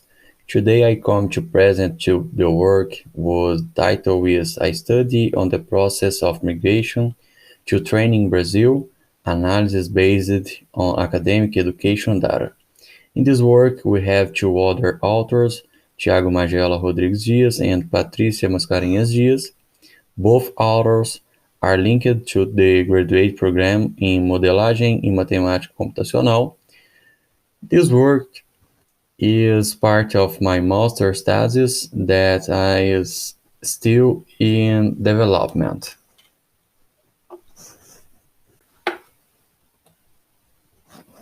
Some studies indicate that around 10 to 30% of migrants do not live in their home state. In many cases, Brazilians go out for a job or study, always looking for quality of life. Among the main reasons for applying is the need for training at a high level of training. One of the main causes for the mobility option in the Brazilian territory refers to the quality of higher education in other states, the search for new opportunities and more experience in their areas. Regarding those individuals who choose to go to other countries, one of the programs that has a great influence on the process is Ciências Sem Fronteiras. In 2015, there were about 100,000 scholarships available. Today, there are about 5,000 scholarships available to these individuals. In this scenario, this work will present a study on the exodus of Brazilian students who left their state of birth to other states and or those who went to other countries in search of training.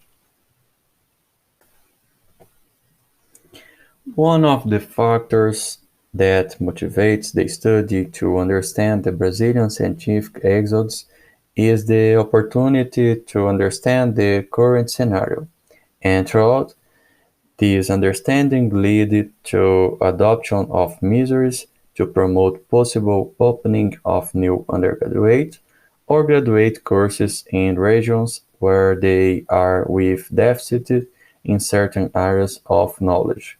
For example, a group of individuals leave a city in search of a certain course. To be able to point out that a possible opening of the course in the city of origin of the individuals would be feasible. Another issue to be portrayed is the economic question of a better exploration of a determined area of education in a region of Brazil. As a search of data, we use the LATS platform, which today has about 7 million registered curriculum aimed at the academic, scientific, and professional areas, having most of the data we need for our work, such as mobility. Academic data such as birth location, academic training, and professional performance. They also have training area records, among other data. When it comes to the methodology for finding the results of this work, this figure represents a tool used called Let's Data Explorer, a tool used to extract the curriculum of CNPq. In the process of this tool, we extract our resumes, thus saving our resumes in an XML file, and each curriculum has as its name this identification ID of each curriculum extracted from LETS. Done for later extraction, we update the curriculum outdated, analyzing their update data with the CAPS update data, and insert those that were registered in the LETS platform.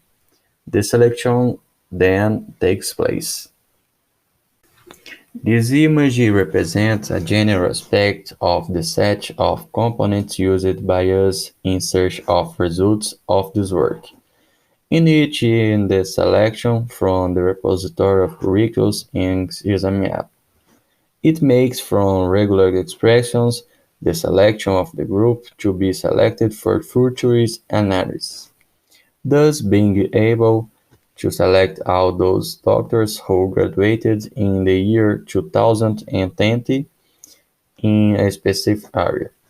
Then the data is filtered, being able to filter only the data prevalent to the research, such as the localization of the education, birth, and professional performance of each individual. From then on, the data is processed. The data processing stage is basically performed in four stages: obtaining the institution SAP, in which the institution's code is recovered from the Sucupira. The search for geographic location stage is a task performed with the purpose of geolocating an institution, accessing the Google Geolocation API. In the data cleaning and grouping stage, exclusion of possible terms that are irrelevant to the search occurs in order to reduce the volume of data to be processed and analyzed. As an example, remove stop words in city names. The data normalization stage, on the other hand, aims to reduce the redundancy of information, discarding attributes with the absence of data, such as SAP with no digits. Soon after all the steps described above have been carried out, several metrics are applied to understand how the mobility of Brazilian PhDs degree has occurred throughout their academic training process. After doing all the data processing, it was possible to characterize the analyzed set, as it is a group of individuals who have the highest level of education to be considered. Only those formations whose status in the curriculums are completed were included in the analysis, resulting in a total of 308,317 individuals. This image represents the number of registered curriculum that have the location fields at a certain point in their academic trajectory. It is observed that most individuals have their birth city registered, as this is a mandatory field when registered on LETS platform. Those individuals who do not have a birth city registrations are considered to be other curriculum. Of the other institutions shown in the graphic, the one that identifies itself as superior in quantitative data is the institution of completion of the PhD degree, as it the group selected to carry out the study. It's possible to observe the result of the average distance of all stages of training on Brazilian doctors during their academic training.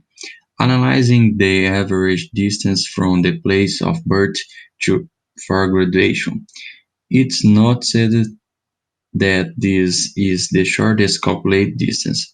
One of the factors that influence this phenomenon is that a large part of Brazilian cities have institutions that provide undergraduate courses to students, and those that don't, in most cases, are close to other cities that hold courses at this level of training of interests to students.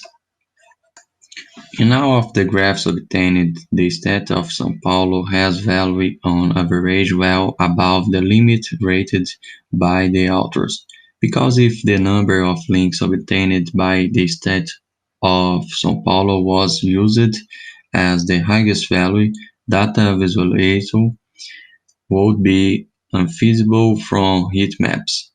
It's observed that the region that stands out most at all levels present in the southeast region, we have greater influence in the states of São Paulo, Rio de Janeiro, and Minas Gerais, and the south region, Rio Grande do Sul.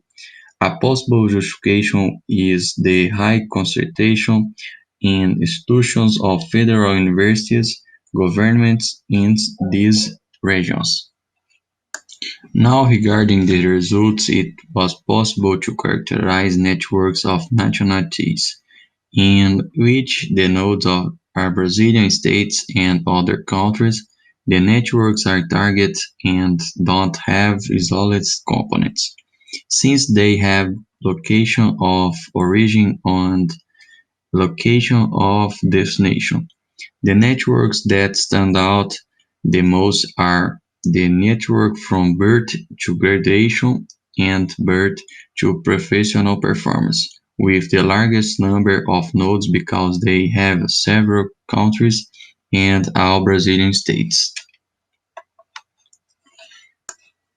This figure represents the characterization of a network with all ties together, with only the data from the birth network being removed for professional performance, in which in this network some nodes stand out from the others in the center of it, being represented by the state of São Paulo, the country United States, and Rio de Janeiro, respectively. This table represents one of the main metrics used by the literature to understand networks.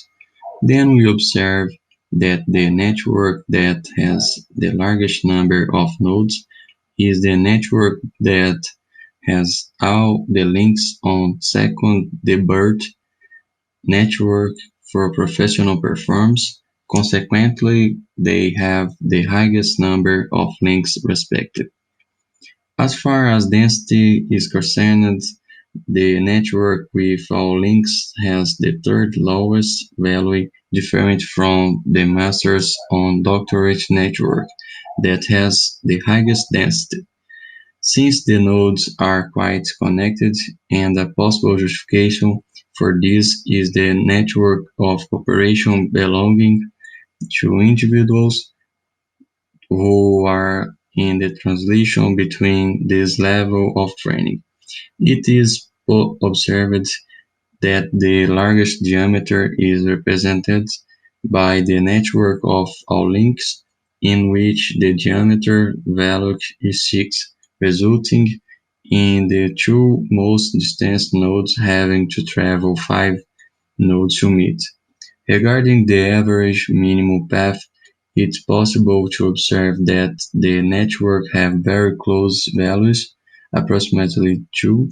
On average, only 2 edges are needed to reach a given node from any other that makes up the network. It was possible to obtain the network of bounds with greater degrees of entry, all of which exceeded 50. It is possible to highlight that the network is dense with a value of 1, since all nodes are connected to each other.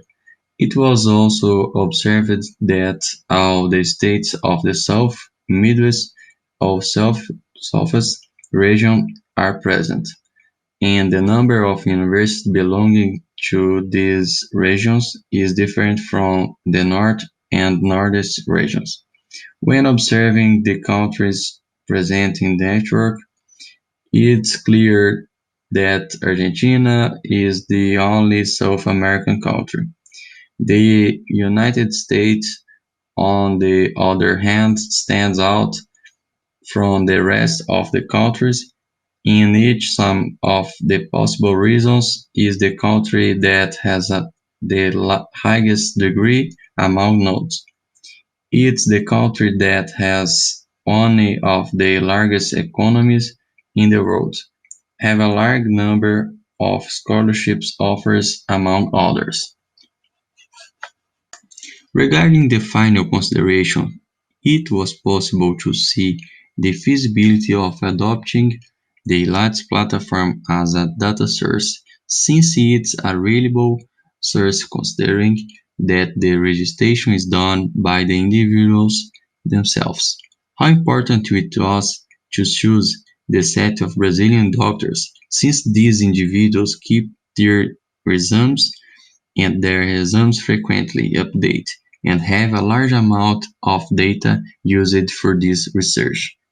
It was also observed how influential the southeast Brazilian region and Rio Grande do Sul are in the training process, in which most Brazilian doctors concentrate. The United States of the other countries also stands out for having a large numbers of these with Brazilian doctors, and Argentina for being the South American country with the greatest number of these. Here are some references used over this presentation. Thank you very much for your attention, and here are our contacts.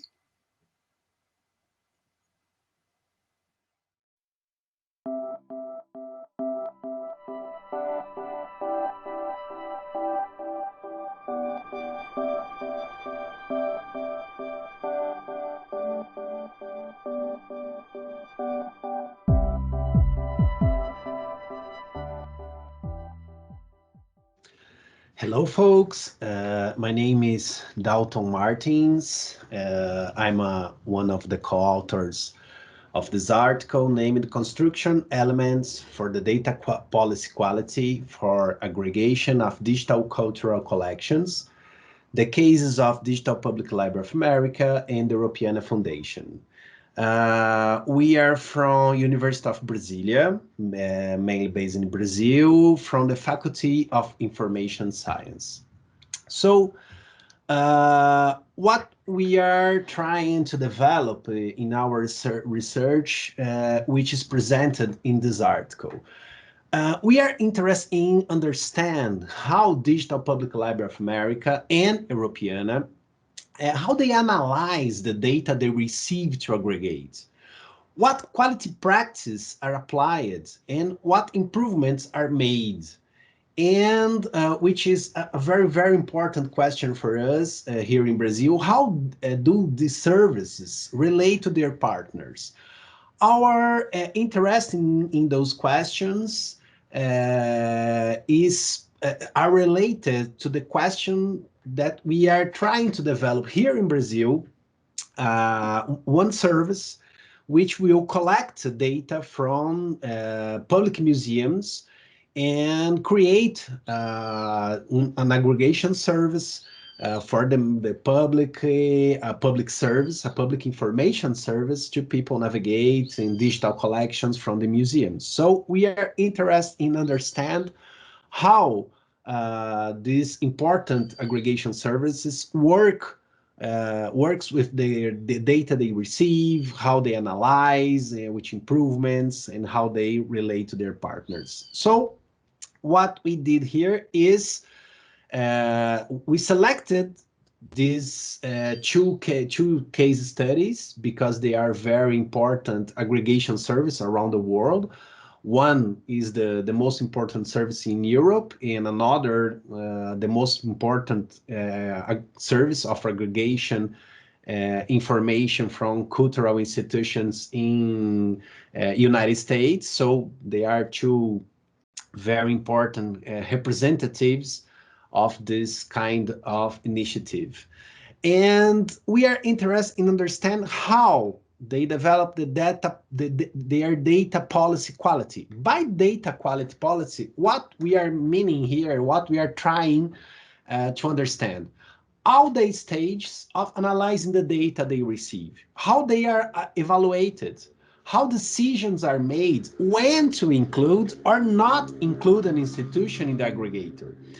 The changes that are suggested to improve data for partners, among other activities which are inherent or related to that aggregator in the field of culture. So, by data quality policy, we are trying to understand how they analyze one institution they are trying to enter in the service, if they have the quality, if they have the possibilities to be part of the aggregator service or not. So how they do that? We made our search by collection of documents and bibliographic finds, mainly based in technical reports, which were produced by the services and available in their websites. We collect all those documents and study their documents and try to report here our findings. So here we have the PLA, which is a very known service, Europeana Collections, another one, and our methodology. Which kind of elements of analysis we discover. We divided our discovery in these elements of analysis. How to relate with data providers, the step, these elements of analysis are like steps in which we need to follow to create the possibility of this institution to connect with the aggregator. So how do you qualify your data providers? How do you request to participate? How do you analyze their metadata model, if they use or not? How you build an agreement by the service of that data exchange, the question of use license, use of metadata, technical criteria related to digital repositories, and metadata and information related with their kind of digital representations of collections. The collection schedule, or mainly related by the period of time with this information will be collected or not, in the validation and publication. So we create a model of 9 stages here. We begin by the first step here, the data providers, and we go by the aggregator. We have different ways which are perceived by DPLA and Europeana. So we would present here in our article which we discover, which analyze by these different paths which all the institutions need to follow to arrive at the final step, which is the publication of the data.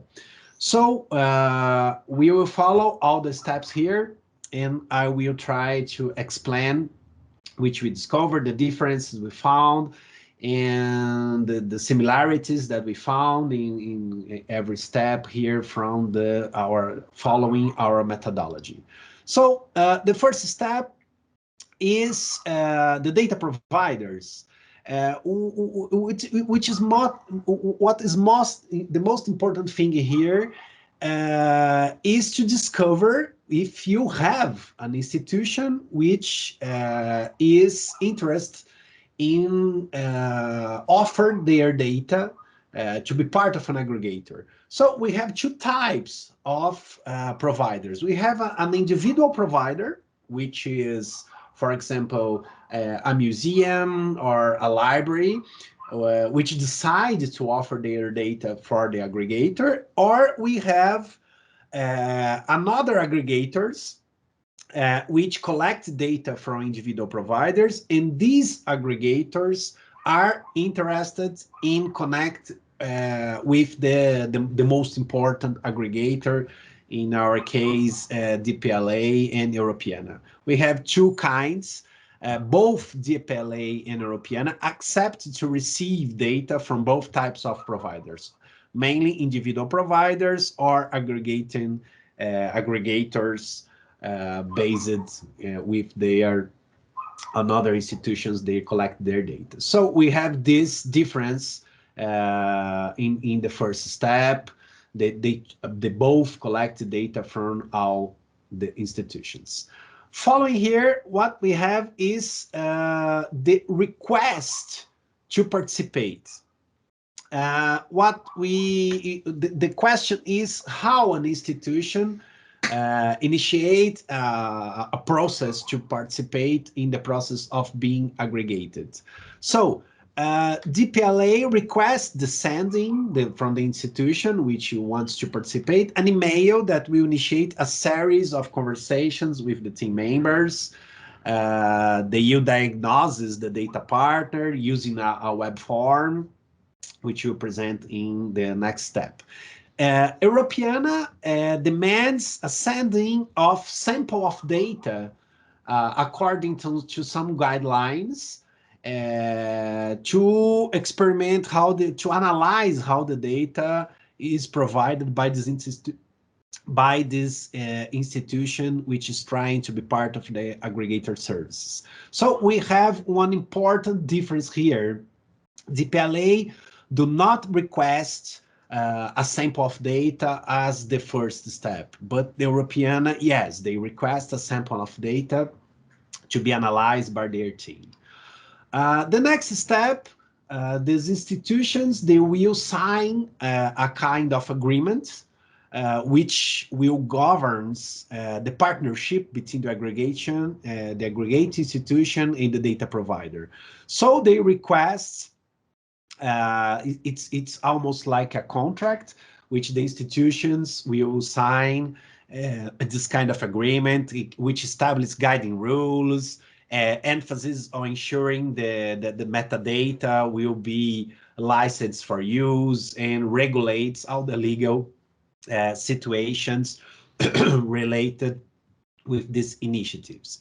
The next step is an analysis of their metadata model, which you have an important difference here. Europeana, they have their own data model, which is called Europeana data model, and DPLA has something more simple, which is called like a metadata application profile called MAP, which is it's important to know that DPLA, their metadata application profile is based in EDM. We have some kind of compatibility here between the two process, but they are very significant difference which you need to note here. So we have the use license, which we can find some difference here.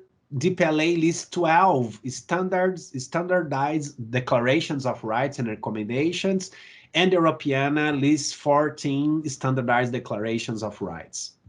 They are made available, both require that metadata needs to be available using CC0, Universal Public Domain, which is a necessity to permit these aggregators to reuse their metadata and deliver this information for the public, ensuring a legal situation for all the partners.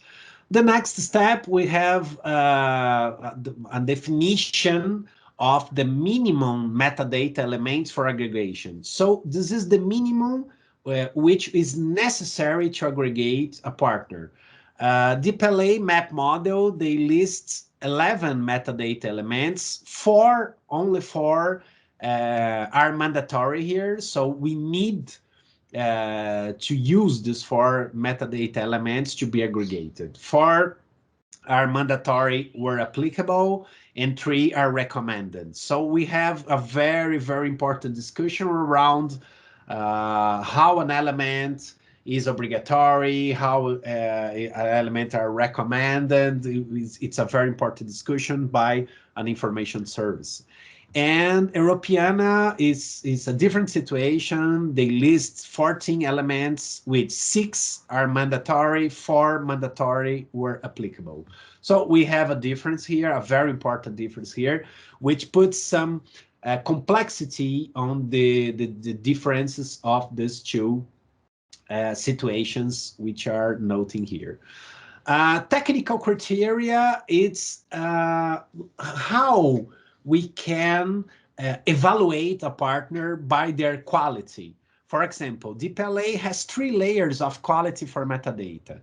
And Europeana offer guidelines for both metadata and the media, which we can evaluate a partner by the layer of the quality that they have. We will explain something more here. So both the aggregators present the first layers as minimum requirements for entering the network. But if you want to offer a service more inclusive, with more quality, with more possibilities for the aggregator to reuse your data and create new kinds of services, create new innovative services, those institutions, they present in these documents how progressively you can process their data to achieve higher quality and exploit more efficiently the data. So information, how information could be searched and discovered by the platforms, they trying to teach from the institutions how they can improve their data initiatives. So we have here, Europeana provides data provider in these final steps with a link to preview how their data will be collected, so they can check. The PLA does not cite this type of service. We didn't found in the documentation some kind of service to make this kind of experiments using their data. And here we have a schedule from collecting data. DeepLA does not present a well-defined schedule, but you can find in their documentation, in their website, an online calendar with the dates of the new collections from accepted providers. In which calendar you can see the time in which your data will be collected, and you can follow this time. Europeana offers the first analysis carried out in order of arrival, so this information are arriving and they collected their data like a continuum flux of information. So here we are going to the discussion of our results, which we found here is the PLA aggregation process are more simplified and much more manual compared to Europeana complex process.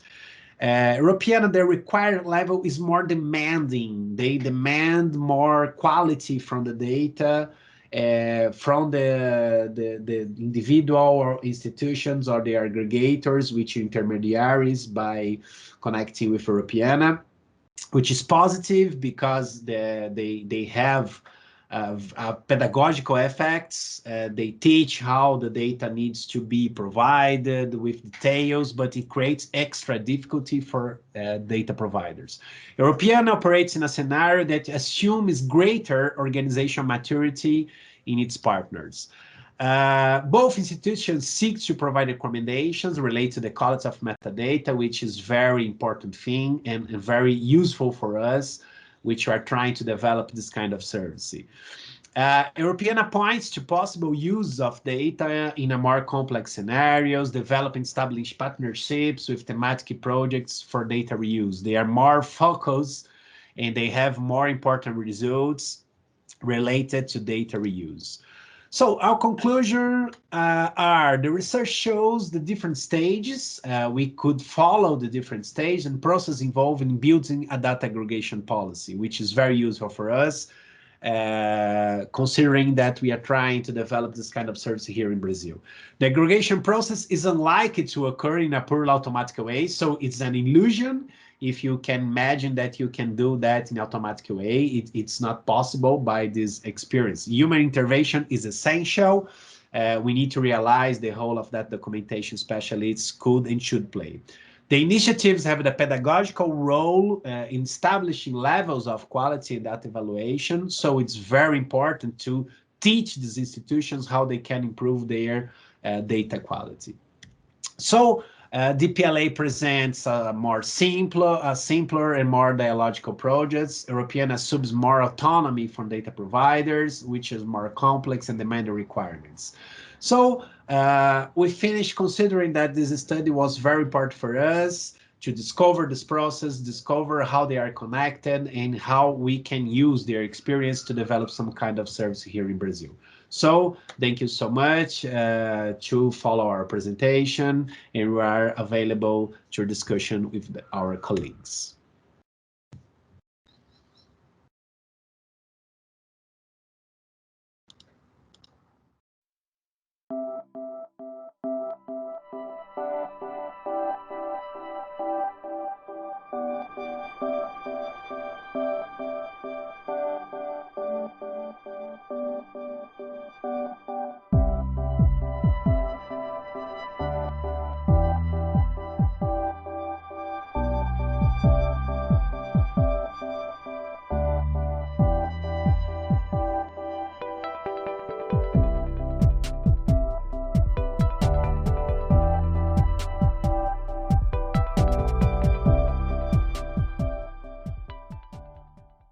Hi, I'm Fabiane Fier and I am a PhD student at the Universidade Federal de Santa Catarina. And I developed this research with my advisor, Dr. Edgar Bisset Alvarez. The title of our research is Digital Humanities and Open Science Initial Aspects.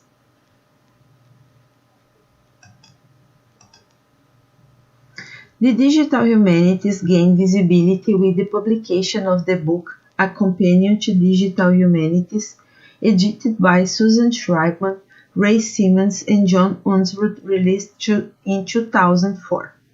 Open Science aims to share and access publication and research data, promote the scientific process in opening, assist in the transfer of knowledge, expand the social and economic impacts of science, and reinforce science's social responsibility. The general objective of our research is to identify which aspects of open science are being addressed in publication referring to digital humanities in the Web of Science, WOS, Scopus, and Scientific Electronic Library Online, Cielo databases. The specific objectives are: identify the scientific production on open science and digital humanities indexed in the Web of Science, Scopus, and Cielo databases from 2014 to 2020, and describe how open science is approached in each of the research corpus article and how they relate to the digital humanities.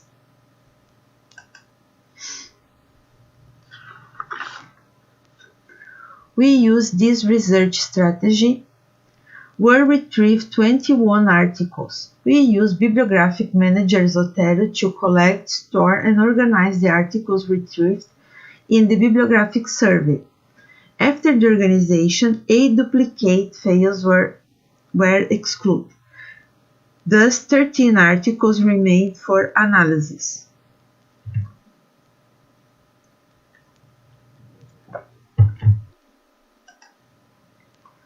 For the qualitative data analysis, we use Atlas TI. And for text mining, we use Sobek and Voyant tools.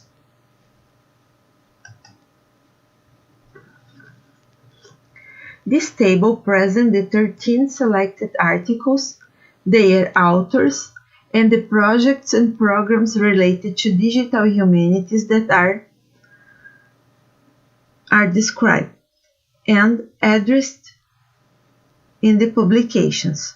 Only 3 authors, Knesselman, Steinerova, and Baum, do not use projects or programs in digital humanities for their discussions.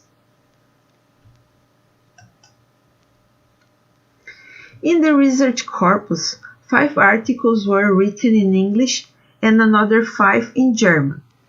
2 articles were written in Portuguese and 1 in Spanish. Regarding the country of the publication of the journal, it was observed that Austria is the most productive country in with 3 publications. Germany and Brazil have 2 publications, and the other countries only 1 publication. About the text mining, the texts were gathered by language. In this way, 4 sets of tests were obtained in TXT files: German, Spanish, English, and Portuguese. When we apply the English text in the Sobek software, the following results was obtained. It is possible to observe that the most prominent words are data, humanities, and information.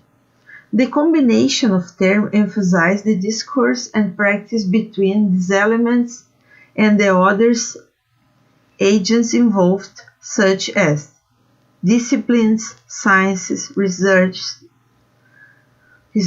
digital publishing practices, and discourse.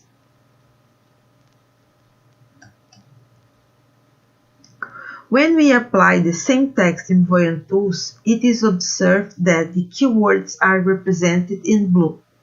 The most relevant word is open, with 255 occurrences, and it has a strong connection with the term science, which presents 182 occurrences, and humanities with 170 occurrences. This figure represents the mining of the Portuguese text in Sobek software. The prevalence of the term humanidades digitais, digital humanities, and its connection with the term patrimônio, heritage, and digital, and the other terms conhecimento, knowledge, ciência, science, and sociedade, society, are observed.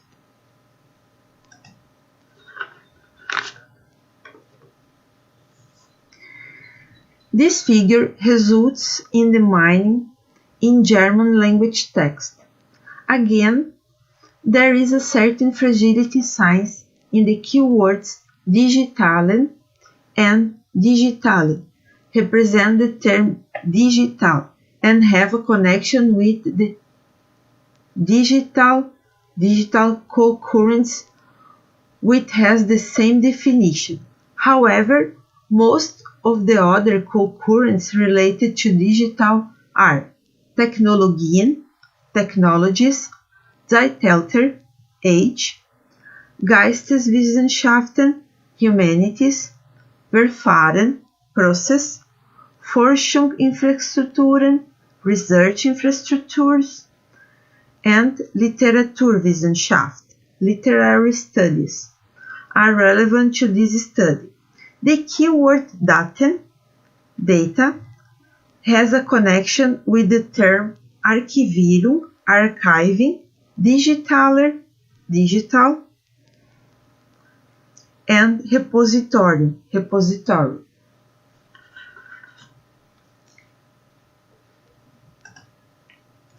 The result of the mining of the Spanish test in the Sobek and Voyant tools was inconsistent. For this reason, it was decided to use the word cloud from Voyant tools, which, despite including the articles and terms that would normally be excluded, present the most relevant terms in the text, such as información, information with 49 occurrences, ciencia, science with 24 occurrences, bibliotecas, library with 18 occurrences, and other terms that can be observed in the word cloud.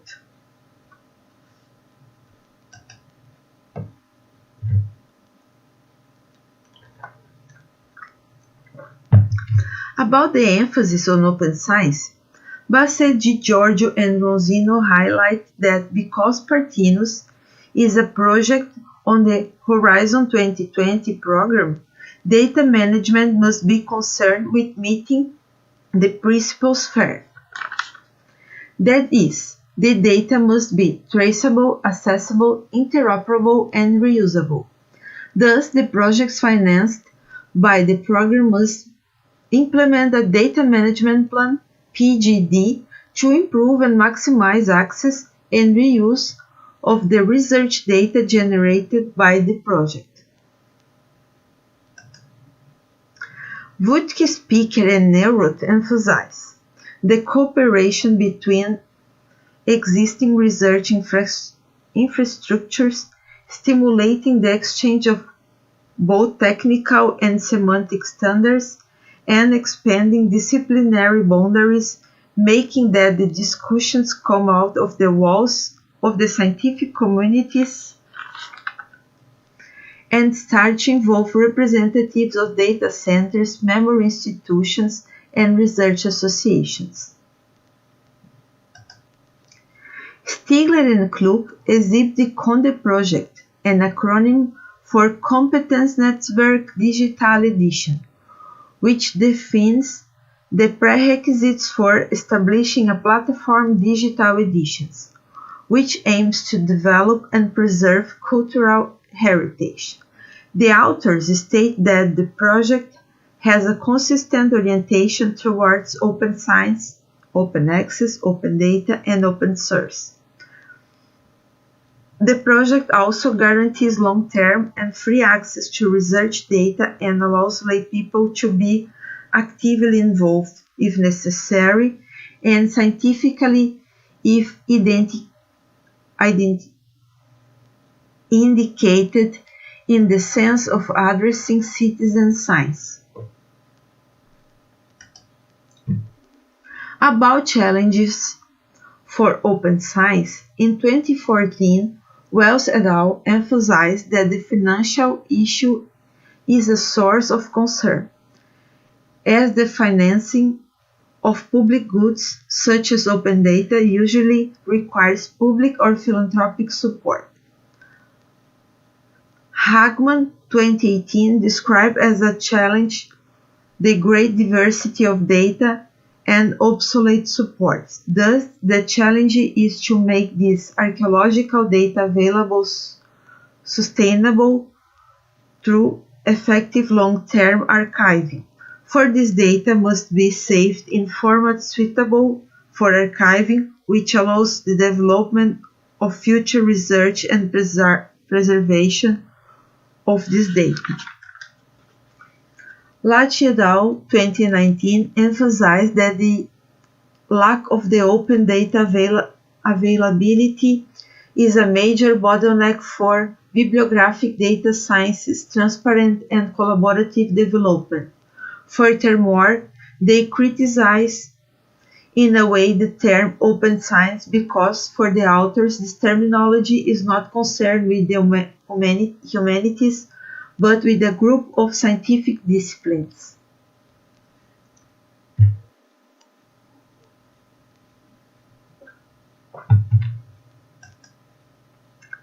About the conclusions, we observe that the volume of publication has greater expressiveness only in 2019. It was hoped that use of the text mining would show the relationship between digital humanities and open science, but it was not the case. In the analyzed corpus, many times not even the relationship between humanities and the digital was evident. Regarding open science findings, the importance of the Data Management Plan, PGD, became evident.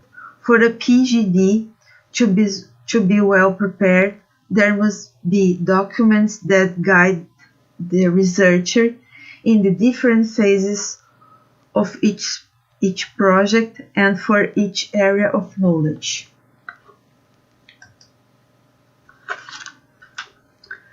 The standardization of metadata, the use of software that allows versioning of research data, the attribution of Creative Commons licenses, and above all, thinking that the data generated must meet the principles of FAIR make open science possible. Besides the creation and development of communication materials, the provision of training aimed at training researchers and citizens, and the collaboration of professionals from different institutions with different backgrounds combined with citizens' participations create a favorable environment for the valorization of open science. The valorization of open science extends to the spaces that's physical and digital heritage of this.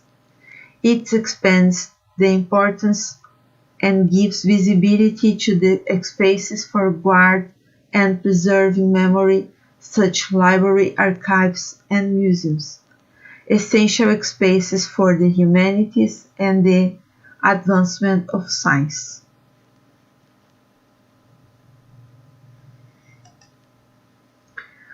Here are our references,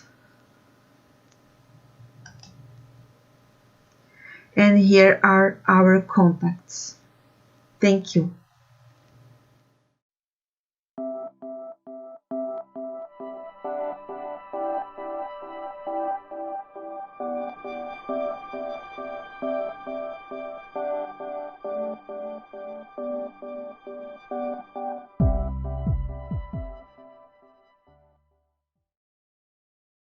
Hi everyone, thanks for sharing this event with me.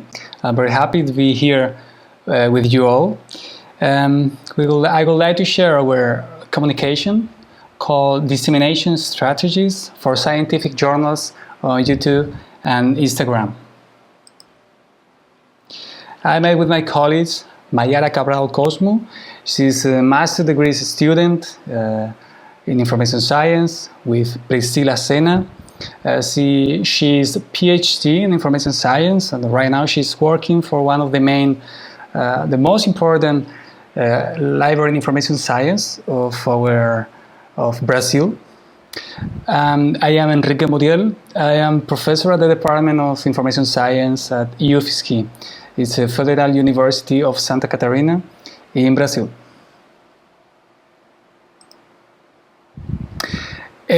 We are going to follow these points: introduction, methodological procedures, scientific communication in social media, strategies, and some final considerations.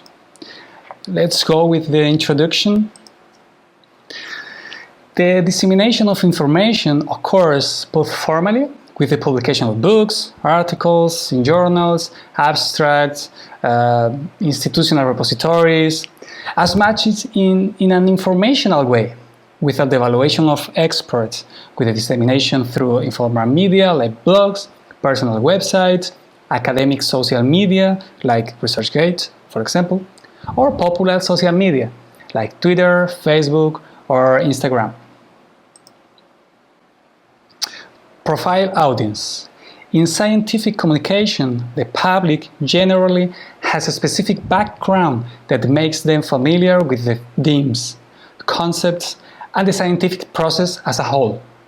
In scientific dissemination, it's a little bit different because the public does not necessarily have a technical scientific background to understand the entire production process in science and technology. Expansion of science. Both processes contribute to the expansion of the dissemination of science, as they are not mutually exclusive. Even with the insertion of new means of scientific communication, the importance of journals and articles has not been shaken.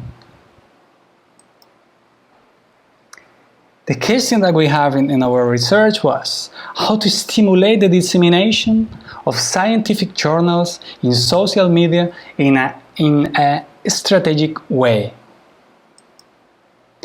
And our objective is to propose dissemination strategies for scientific journals on YouTube and Instagram. Methodological procedures. This research is exploratory and descriptive with a qualitative approach to the data collected. First, searches were made in international databases with the purpose of finding scientific production that would cover the theme of dissemination in scientific journals through social media. Second, strategies for scientific dissemination in social media were established. Databases. Corpus and Web of Science were used for offering worldwide coverage of scientific production, according to systematic researches carried out on July 27, 2020, without period delimitation and with language specification in Spanish, English, and Portuguese. In our searches, we tried several combinations of terms. As you can see in the first line, we found 54 documents, and the second line, as you can see, we found 121.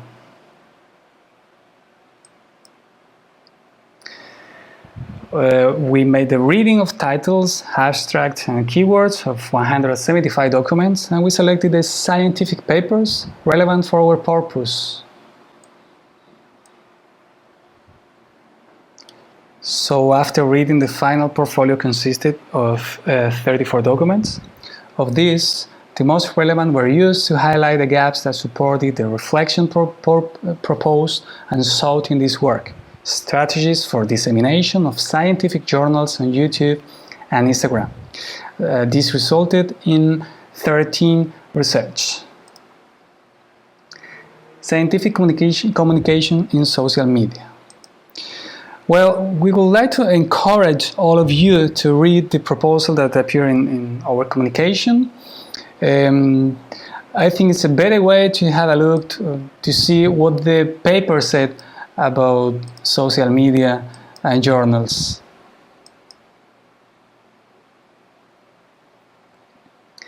Strategies for scientific dissemination in social media. Guidelines for strategic and operational planning of the use of these platforms. The use of social media platforms means creation and sharing of content, as well as interactions between people who are part of the network. In second guideline, content. If we want to reach our audience, we need good content, useful and relevant. Define the target audience.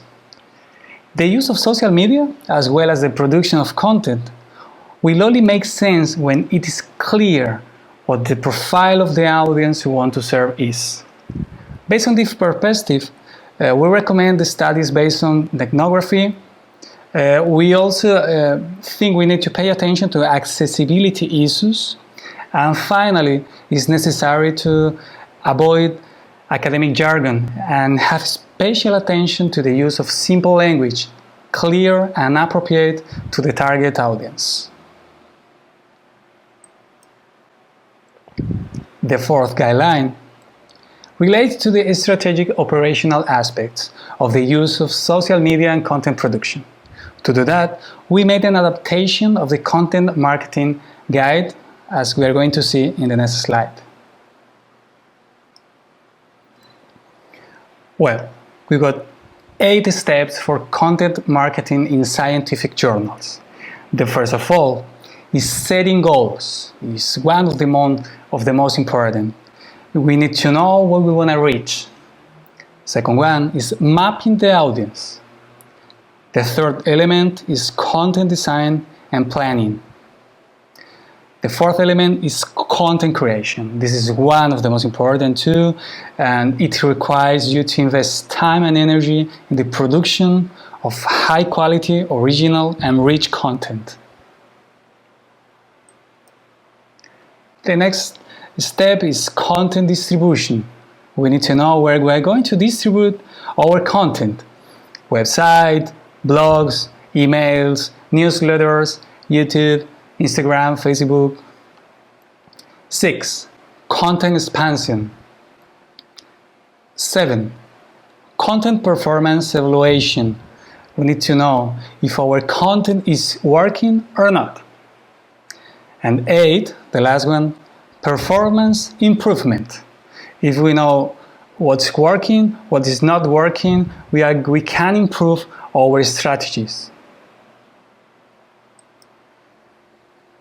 Continuing with the guidelines, number 5 is ethical and legal aspects involving the use of content, media and the production of content. We need to remember that we have privacy laws, we have copyright laws, and respect them. 6. Crisis management. It's very common to have a crisis problem in our work. So it's necessary to value urbanity and diplomacy, but at the same time, maintain a firm stance regarding the message to be passed on. Strategies for YouTube. We could try to develop a diverse editorial line which pays attention to variations of exhibition time, themes, and different types of content. For example, we can use in our channel interviews, webinars, videos, reviews, questions and answers, or live events, for example. And for Instagram, what can we do there? Ideally, the account should be registered as a content creator or business, because only when this is possible, this is the only way that is possible to access and follow the metrics, such as the growth of the follower base, public profile, interaction with content, among others. Pay attention to the 4 formats of native content of the platform: stories, feed, reels, and IGTV. The stories have a purpose: is sharing short content, which is available for up to 24 hours. But there are another different type of content, like the feed. The feed is the main publication of the account, and it's supported by three types of content: images, videos of up to 1 minute, a carousel post, which works as a kind of album with a limit of 10 images per post.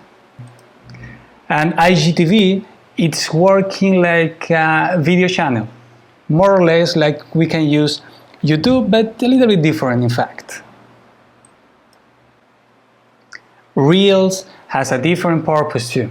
It's a distribution of short audiovisual content between 15 and 30 seconds in which followers can interact and recreate the content from the audio replication. Final considerations.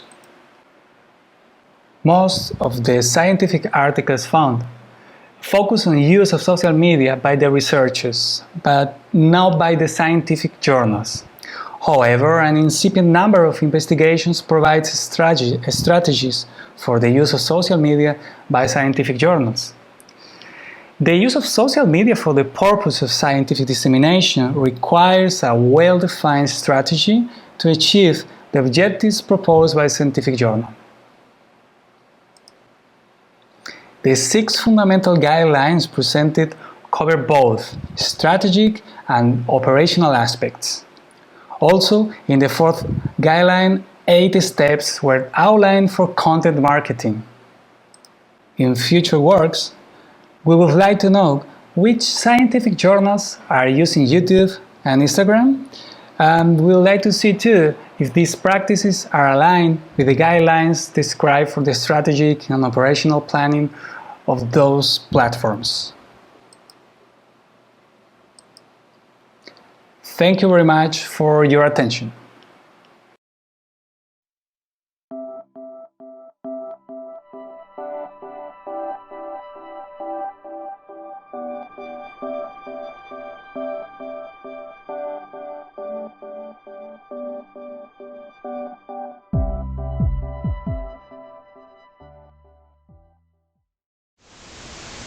Hello, my name is Elena Davydova, and I'm presenting the work called Evaluating the Effect of Corpus Normalization in Topics Coherence. Our agenda is to show the introduction, the methods, the proposed method, some preliminary results, and the conclusion. In the introduction part, we live in a very connected world in which we are exposed to lots of information.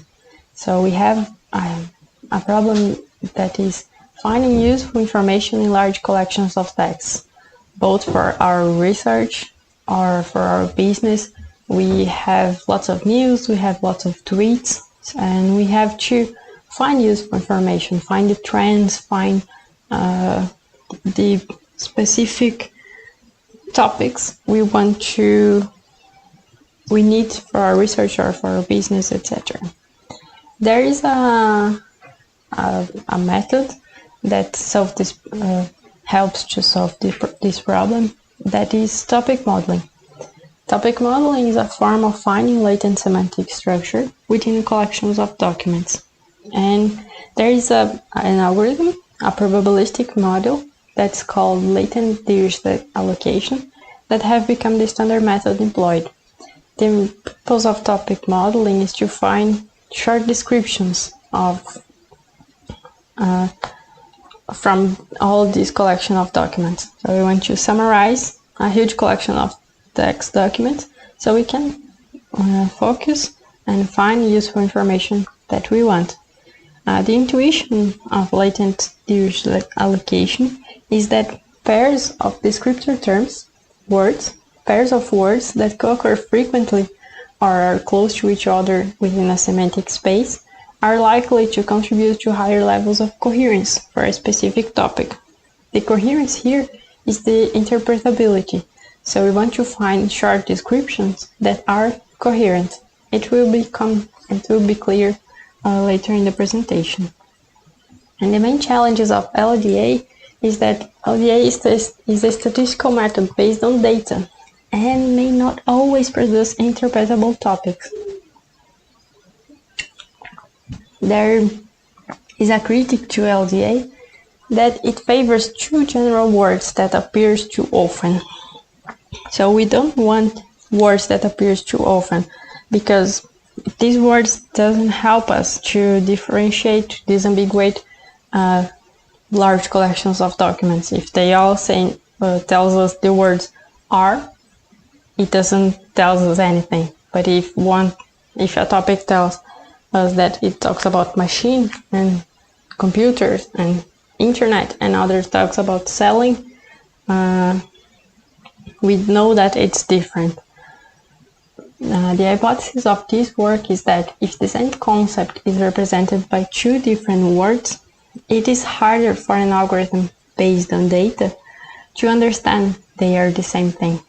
And maybe it's possible to affect topics' quality by semantically normalizing these texts, where the same concept would be represented by the same word. And the research question here is that semantically normalizing text documents affect interpretability of topics extracted via topic modeling LDA algorithm. The goal of this work is to evaluate what is the effect of a semantic normalization of text documents in the interpretability, the coherence of topics extracted via topic modeling using the LDA algorithm, compared with topics extracted from non-normalized documents.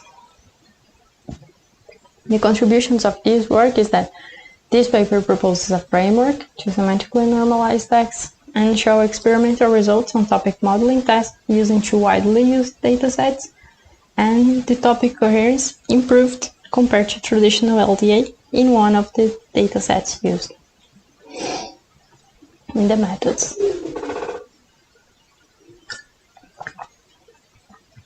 The first one we are talking about is topic modeling. The main purpose of topic modeling is to find short descriptions that we call topics inside huge collections of text documents. Here in this picture we have, on the left side, we have examples of topics, and in the right side we have how documents relate to topics. This first topic here talks about computer, technology, system, service side, phone, internet, machine. We can infer that it talks about technology. The second topic, sell, sale, star, product, business, advertising, talks about selling, business. And the third topic, play, film, movie, theater, production, star, director, stage, talks about a different thing. That's about movies. That's about the production of films and theater and etc. So they talks about different things. The documents related to each of them talks about different things, and we can summarize these documents by a little collection of words that we call topics.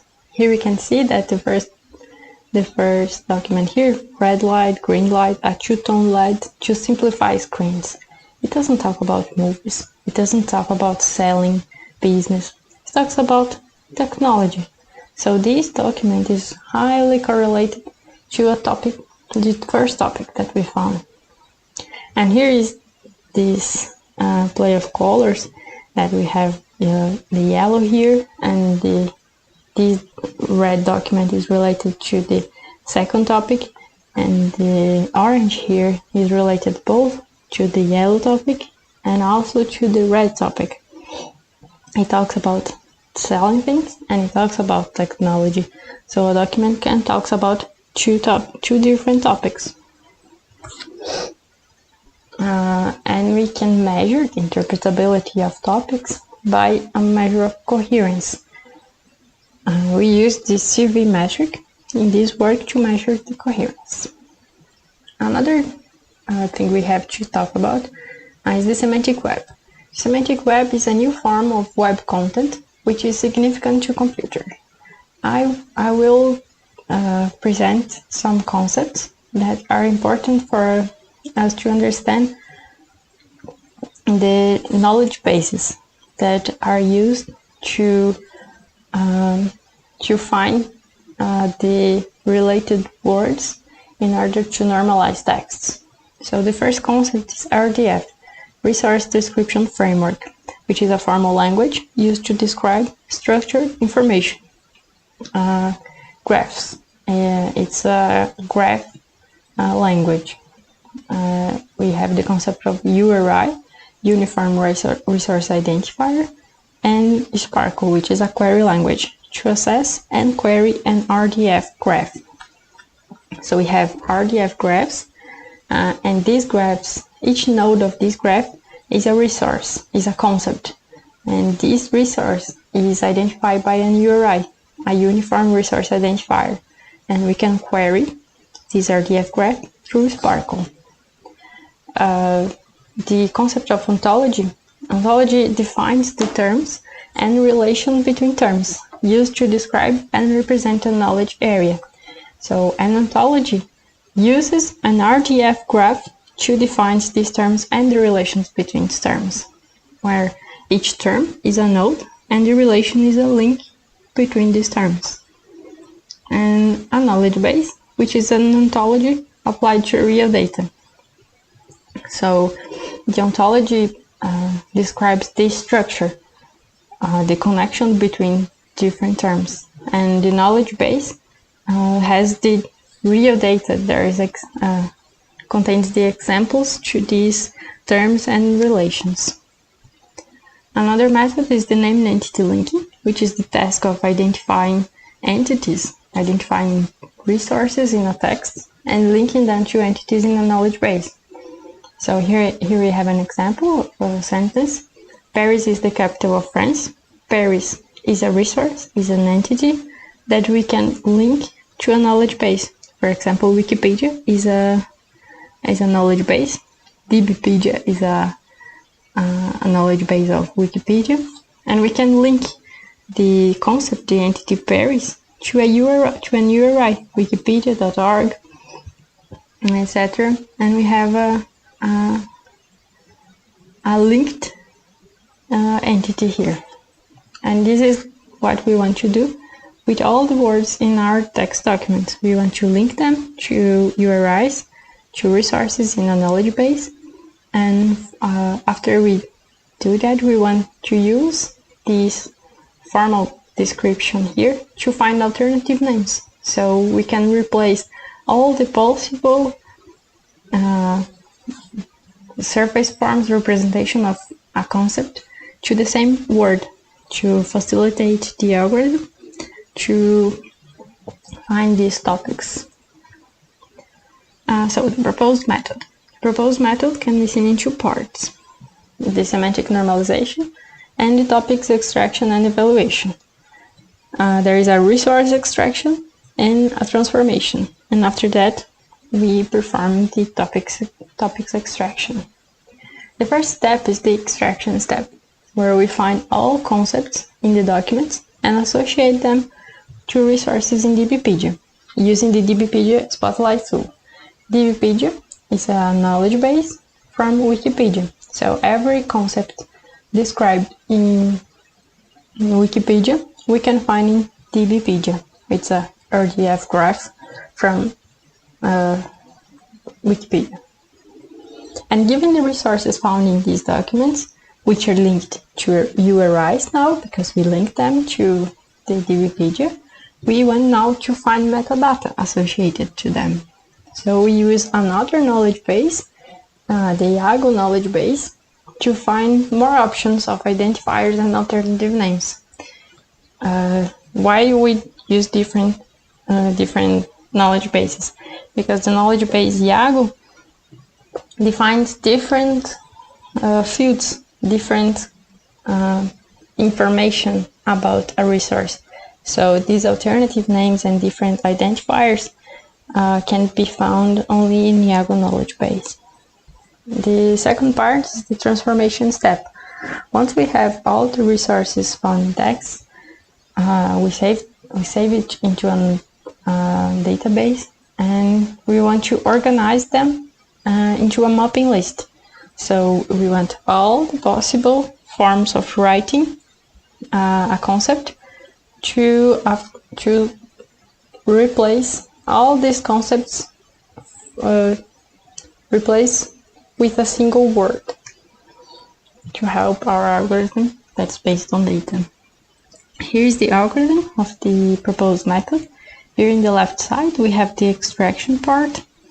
We have the extraction instances, which are controlled by a resource extraction message queue. So we have parallelized extraction instances.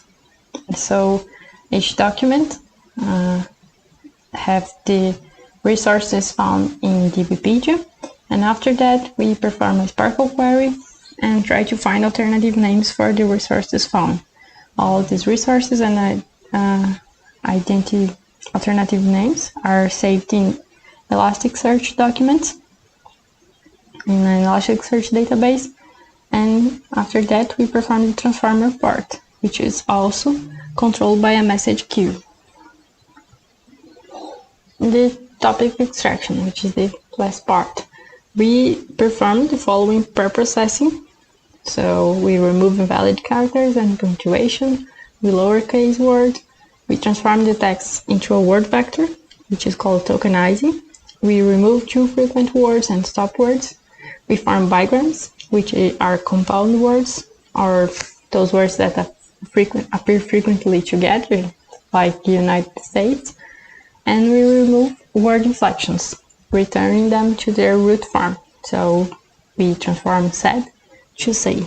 This step is called lemmatizing. The preliminary results are, we tested the method in two known datasets, the 20 News Group and Reuters. The 20 News Group is divided in 20 topics and Reuters in 9 topics. These two datasets are good for these tests because they are already divided in topics, so we already know that there are 90 topics in Reuters and there are 20 topics in 20 news groups. And the 20 news groups, there are more than 80,000 posts, and Reuters contains more than 10,000 views. Here we have a figure that shows the difference between the word count. So we have here the word count for the 20 news group, and in the right to the Reuters. In red, here in the left, we have the original document text. So we can see that in 20 news group, originally we have around 150 words, and after preprocessing we have less than 125. So the 20 news group lose lots of words in the preprocessing step. The Reuters dataset contains on average of less than 125 texts in the original document texts, and after that it loses a little, but not as much as 20 news group. So they can be considered short document text documents. And here we have the results table. We show the topic coherence of the top 10 words in topics using the CV measure. In the Reuters, in the original corpus, we have 0.45, and in the normalized corpus, we have 0.47. So we can see that we increased the topic coherence in the Reuters texts. In the 20 news group, it didn't happen. We have some hypotheses for that to happen, and we are going to discuss them. The first hypothesis that may have impacted the topic coherence, so the improvement of topic coherence, is the size of documents, because in small texts it's more difficult to obtain resources due to the fact that there is little context to the algorithm to disambiguate resources. So if we don't have much words around a word, we can know, and the algorithm can either know the context of that word. And also the nature of text, since 20 news group has an email form of writing and Reuters more of news writing. So in 20 news group we have a more informal way of writing, and in Reuters we have a more formal way of writing. So it can have impacted. And also the completeness of the knowledge base in specific topics.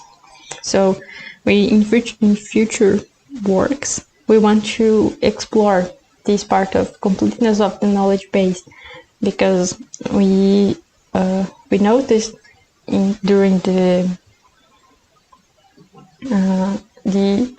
extraction part that many resources that have been found in DBpedia was not found in Yago knowledge base. So it can have a huge impact in the coherence. So the conclusion is that the semantic document normalization was tested in a topic modeling problem using two known corpora to obtain the first results and obtain insights to improvement, like this exploration of completeness of knowledge bases. And normalization method is capable of improving the coherence of topics from one of the tested corpora. And that's the references, and here are my contacts. You can contact me through my LinkedIn or my email. Thank you very much and enjoy the event.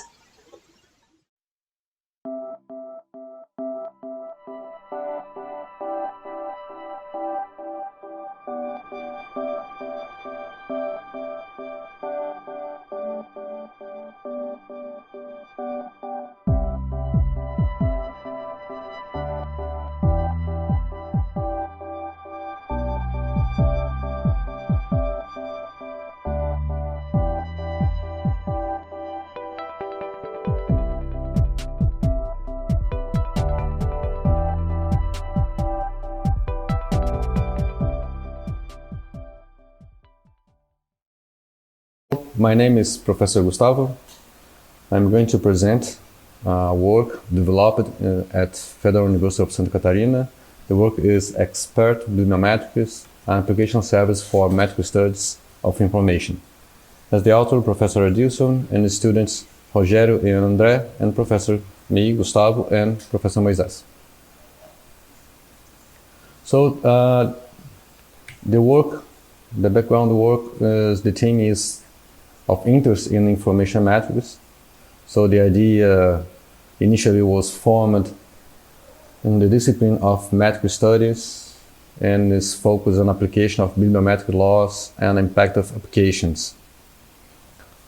The work is part of Intelligent Technology and Information Research Group. So the work was developed formed in a discipline and is a part of this research group, Intelligence, Technology and Information Research Group. So, as introduction, in the bibliometrics, you have a lot of tools that do some analysis, and most of tools apply one or other bibliometric laws as Lotka, Bradford, Zipf, Price, and Platts, and the actual tools searching for co-authors, spread publications. So it's very limited in analysis, and the most analysis, more deep analysis, is made by hand. So we thought to build a new tool to do this deep analysis, focused on and guided by bibliometric laws. So the differentiation of our approach, our proposal, we merge some database as Web of Science, Scopus, Library and Information Science, and Abstract, and Google Scholar. Here, this is the link of our application and the account, login and password, so anyone can try and experiment our web application tool. And the application was written as a SaaS, software as a service, so anyone can use, and you don't need to install anything. So the main goal, the goals of our proposal is to develop a software tool to analyze data through application of main laws and bibliometric standards. That's the main difference from our tool from other tools. So the first one, analyze content extracted from several extensions of the database. CSV, separated by comma, bibliotex format, and aggregate them in a common field. So we have to standardize the formats. We apply bibliometric laws as Lotka, Bradford, and Zipf to guide the analysis, depending on the relevance of data. Apply of other bibliometric techniques such as Price and Platts theory for authority and journal citations, and generate analysis results by more than one representation, such as data clustering based on graph theory. So the tool, this is just an overview how it's processed. So we have different databases, such as Web of Science, such as Scopus, and this searching for authors and their publications and their co-authors, as co-authors, as main authors. And we analyze the dispersion of these publications in a journal, in conference, to have the idea about the percentage of how much publications the author has in different database and this distribution. So as a development, it's a software application made available as a service, as I mentioned before. It's accessible from any browser or any operation system. The input data to process are the results of research in several journal databases, Web of Science, Scopus, LISA, IEEE, and etc., in which the user understood a previous search. Example, authors, and other say edges and links from author publications, co-author publications, and their publication force. It provides an option called Organized Table, which standardizes the representation of upload files. For example, one file could use semicolons to separate fields. Another one could use comma, space, or comma space. Until other ones could use semicolons to separate different fields and comma, which is the same field. So it's a mix of type of characters to separate the fields. So we uniform this, we standardize this task, and you can just organize all information and present as one. It allows uploading file in CSV format separated by commas and bibliotex format, as I mentioned before. It can analyze files with only a few dozen records, as well as file with thousands of dozen records. So it's scalable. It is able to analyze a wide variety of files to apply the laws of Lotka, Bradford, and Zipf. The results are present in the form of a synthetic summary, graphical visualization of percentage of publications, and in the form of graphs. That's very interesting, in which the cluster of authors are shown. In the next version of the tool, still under development, it will also be possible to analyze usability application, plots, and price analysis. So this is the view of our import data. You can import and the feature that receive raw data from differential periodical database, and you can upload, and you can choose the type of analysis and applications of laws of Lotka, Bradford, and Zipf, and imported data. Then you have some report to present the results.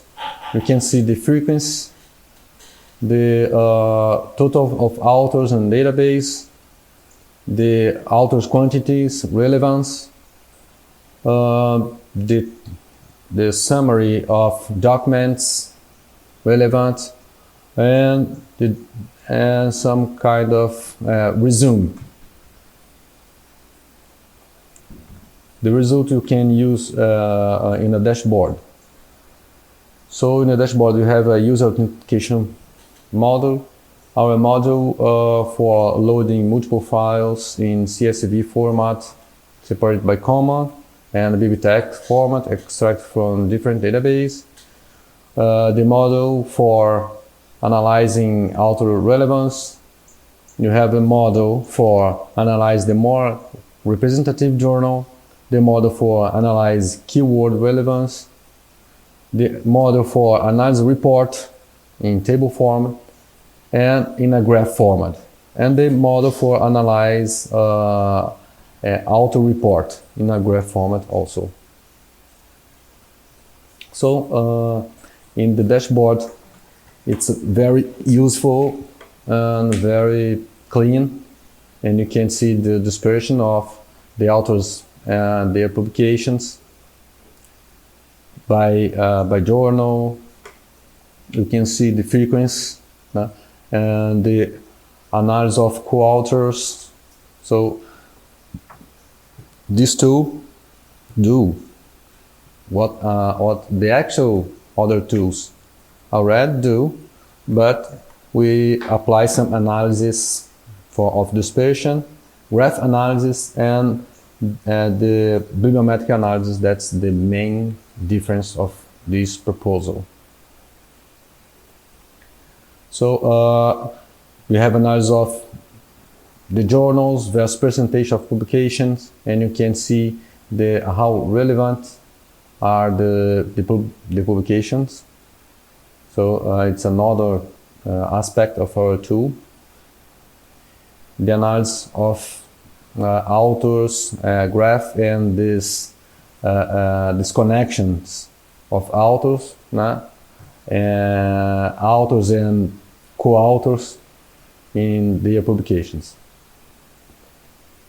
So as a final remarks, the graph analysis report will show the power of influence of each author analysis force based on changes in the diameter of the nodes. The analysis by graphs report will allow the selection of authors to be analyzed, which will allow a faster results to be obtained. The option to select authors will also be offered in the main menu of the tool. The graph analysis report will allow a click on the author name to display her affiliation. For the identification of affiliation, the analysis of author will show which university cooperate and collaborate with each other. So this is a very nice analysis that we can see how engaged the universities are with each other. In addition, it will be possible to know which authors interact with which universities. So it's you can say it's an X-ray analysis. A feature will be implemented, that's for future, that will allow the results to be analyzed, to be sent by email. Some possible export formats that will be used, PDF, CSV, or LaTeX. The user will be offered to offer the opinion to define filters by year or the time intervals. So it's possible to analyze the number of publications per year of each author. That's very nice. Analysis by time series analysis. The analysis of citations of most cited authors and most cited journals will be made available in the future. And the user will be able to analyze his analysis, to save his analysis in the other, in order to be able to access them later. So you can save his analysis and keep them to see another moment. So thanks. That's our email. So if you have any doubts, you can contact us in each one of these emails. Thank you very much.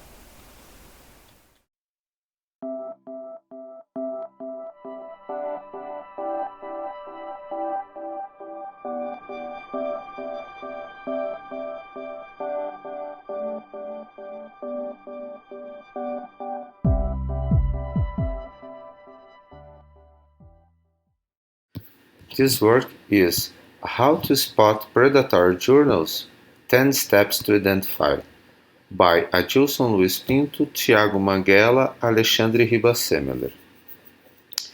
First, please permit me talk about the authors. Adilson Luiz Pinto is professor in Federal University of Santa Catarina, Florianópolis, Brazil, and Tiago Manguela is professor in Federal Center for Technological Education of Minas Gerais, Belo Horizonte, Brazil. And finally, Alexandre Ribas-Semeler is librarian in Instituto Federal University of Rio Grande do Sul, Porto Alegre, Brazil. Introduction. Predatory journals explore the model of academic productivism, meeting the need for speed on the part of research in publish or perish, a device created by academic immediacy. Predatory journals are entities that prioritize self-interest at the expense of scholarship and are characterized by false or misleading information, deviation from best editorial and publication practices, a lack of transparency, and the reuse and use aggressive and indiscriminate solicitation practices. This theme origin is in the Nature journal.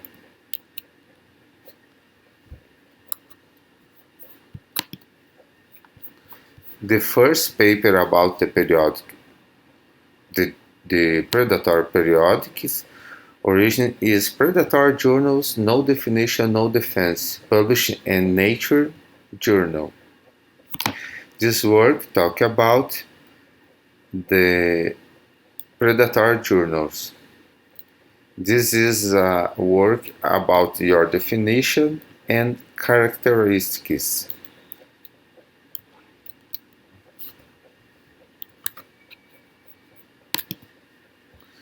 The main characteristics of predatory journals are: first, false or misleading information.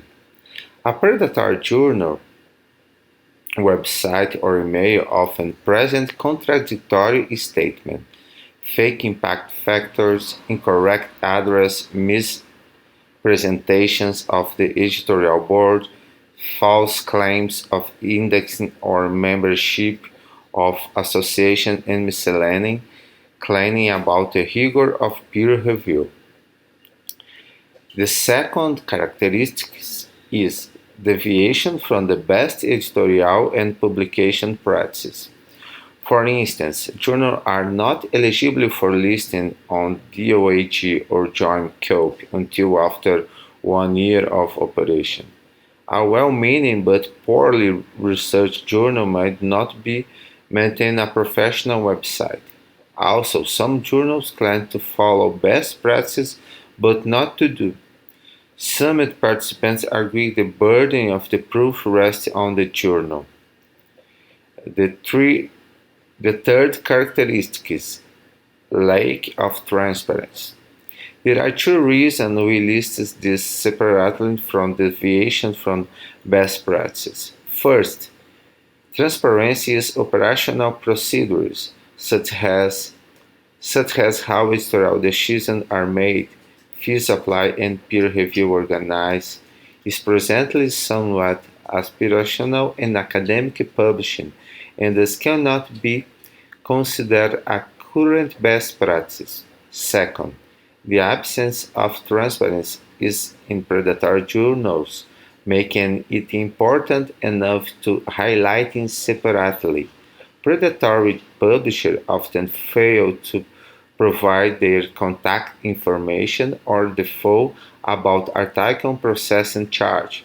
Editors and members of their editorial boards are the unverifiable.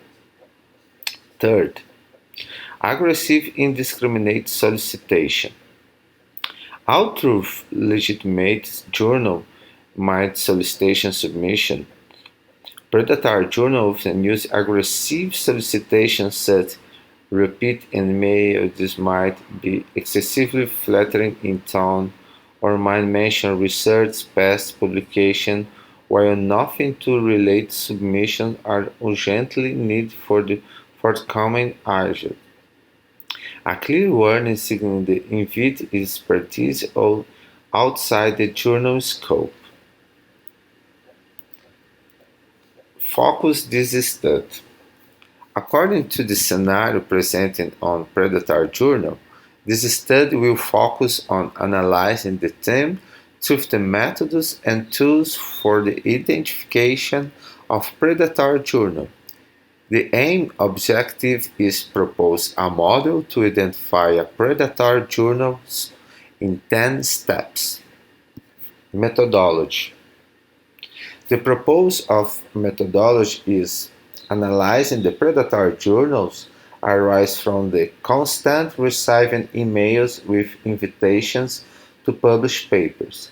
After we receive numerous emails about the possibility of publishing articles in international journals with speed and ease upon payment fees, after monitoring 13.5 emails between January and April 2020, we identify a series of patterns in forms of communication of these fake editorial boards. Thus, we use parameters proposed by Bell's lists to identify a veracity of these emails, and we apply it in 10 random journals. The results. This study is 10 steps to identify predatory journals. First, check the ESSN at ESSN portal, Publish Web Global Serial Directory. These web portals provide a registration and history of the journals. Both the systems are quite efficient. This is very important for the first step to verify a predatory journal. Second, check the list of the journal and predatory journals.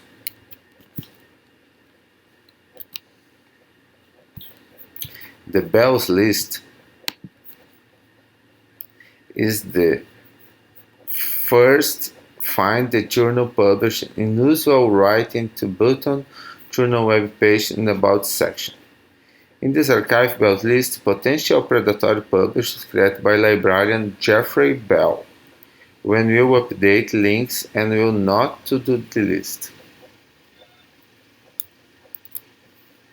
Another list is list of predatory journals, stop predatory journals. This list of possibility predatory journals, the kernel for the list was extracted from Archive Bell list in Web Archive. An update has new information suggests edits are submitted or found by main of this site. Third, check the domain of the page of the journal. Every current journal has an own page or linked to some scientific institution, be it a publisher, university, association, or research institution. Always dubbed when it is linked to blogs or pages of the institution you know to be academic world. For example, AGES, in M Journal Medical in India. 4. Check the update of the web page. A quality journal always has called for submission or less indication when it will be receive scientific papers. Informs previous editions with the basic information and in many cases access to articles. It has information from the editor, the editorial board, and the reviewers. It is essential to consult some of these characterized to see if they are real. Also check if the article are on the Google Scholar. Most are not enough, but entire collection. If you can use a plagiarism sniffer in recent article because this says a lot about the journal. 5. Check the constants of the journal. Quality of journal published based in international standard and follow recommendations from the big database.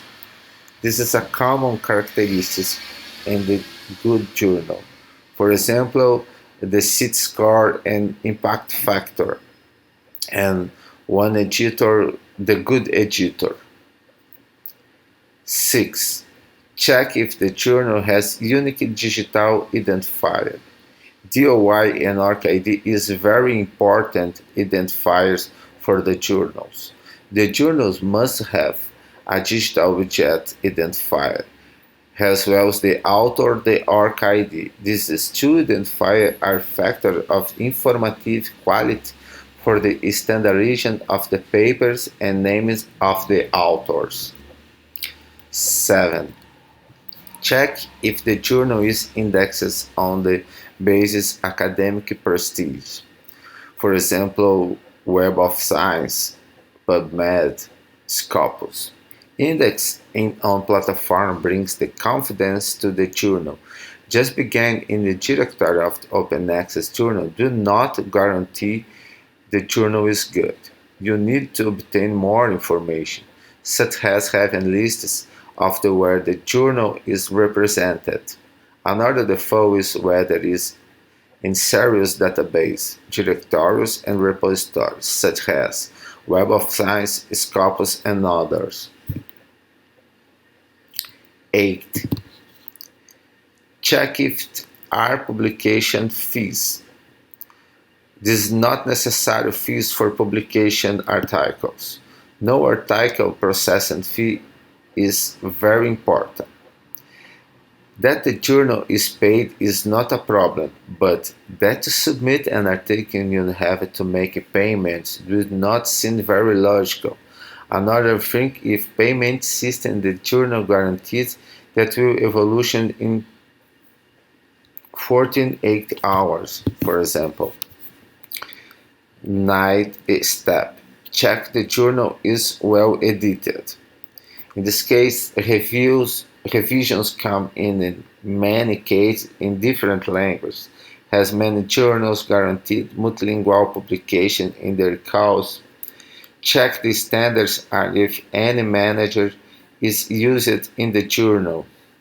For language, for example, and other factors indicating the quality of the journal. 10. Finally, consulting expert on the subject of the journal. Predatory journals are made to decipher the researchers easily and quickly, but we believe in that specialists can be consulted.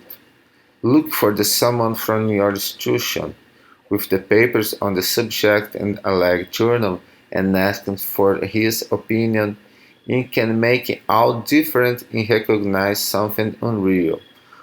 Consult a librarian and other professionals specialized in journals in predatory journals. Finally, the concluding remarks. The main characteristics of the predatory journals are fast publication, promise, irregularities in publication schedule and frequency, and no editorial guidelines. Our proposal for the continuance of these works is a tool began developing that includes a self-automatic methods for the identification of the predatory journals. Such methods will compose a framework that given information about certain journals or a list journals such as a title, ISSN, ESSN, or website in an automatic way to class if they are in predatory journals.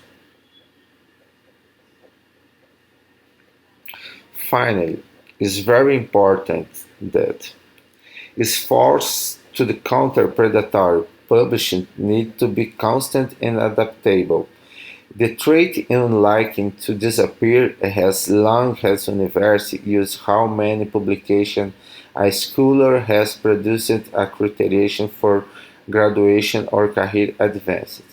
The publish or page culture, a lake of annals of predatory publishing, and difficult and discern eliminated from illegitimate publication forces an environment for predatory publications to exist. Predatory journals are also quite adapted to policies and measures designed to foil them. His scientific publishing experiment with the new formats and business models online. It has become incredibly easy for the fake publishers to masquerade and legitimate ones. We invite others to join us in our call to action to identify predatory journals. Thanks for attention.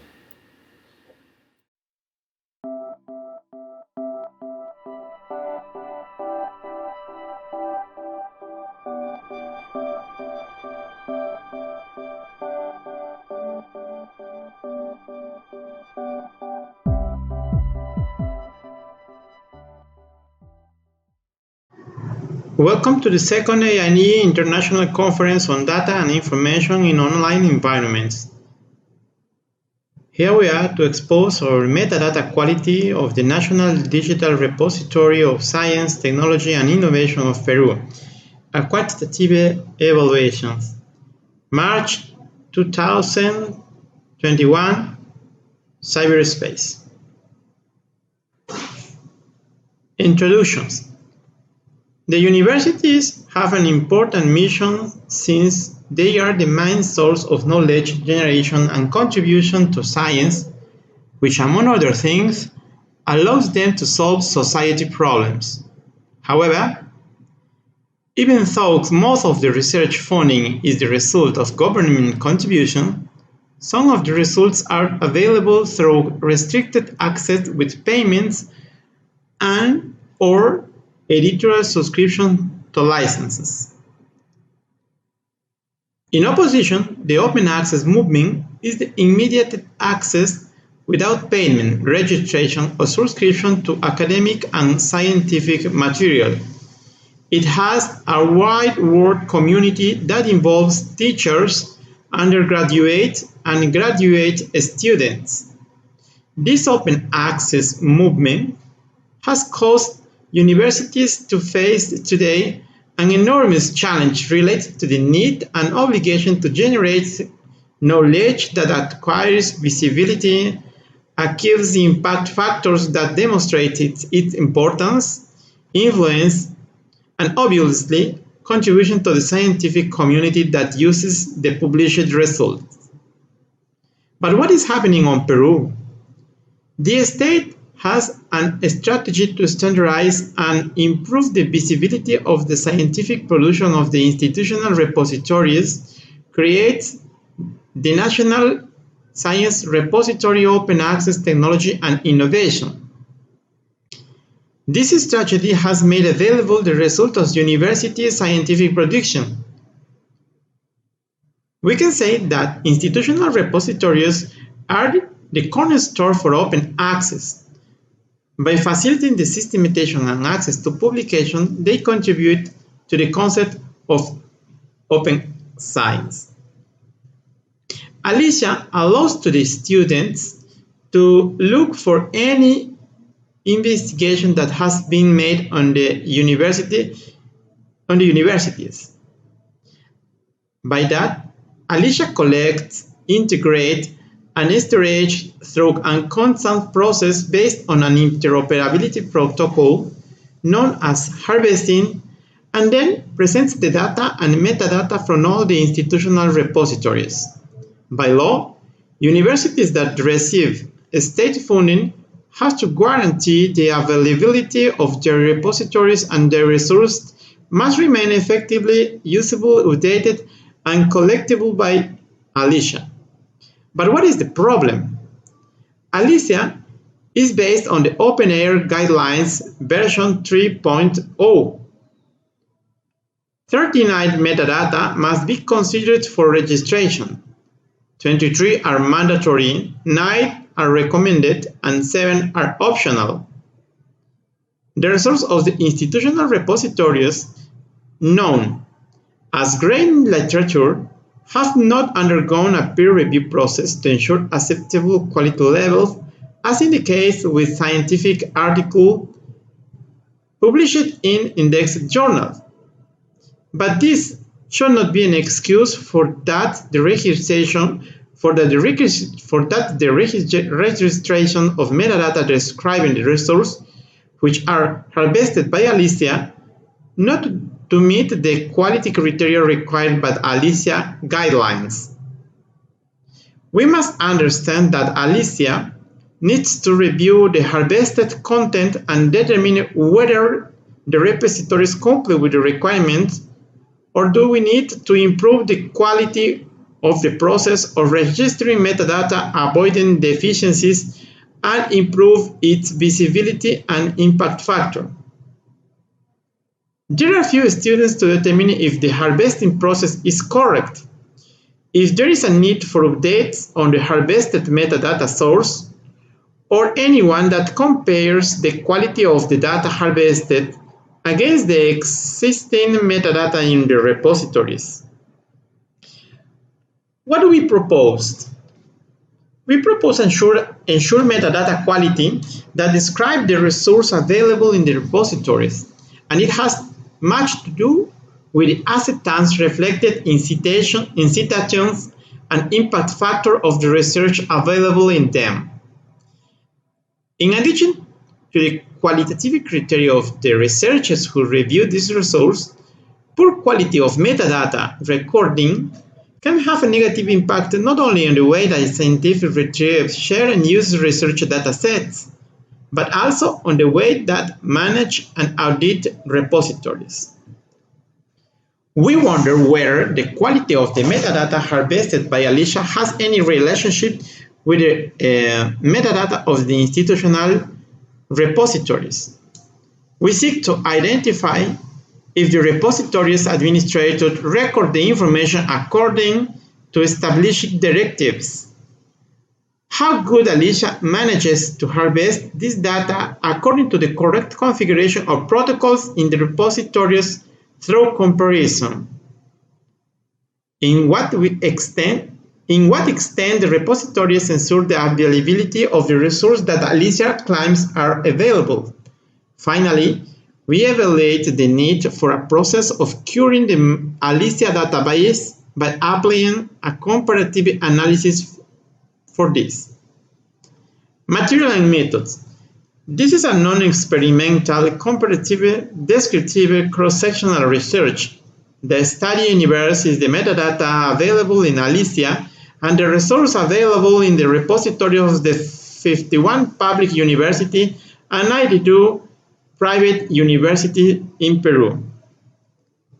Initially, we have to specify that we carried out the whole process described in Material and Methods during May 18 until 22 on 2020 on a virtual private server on the Amazon Web Services.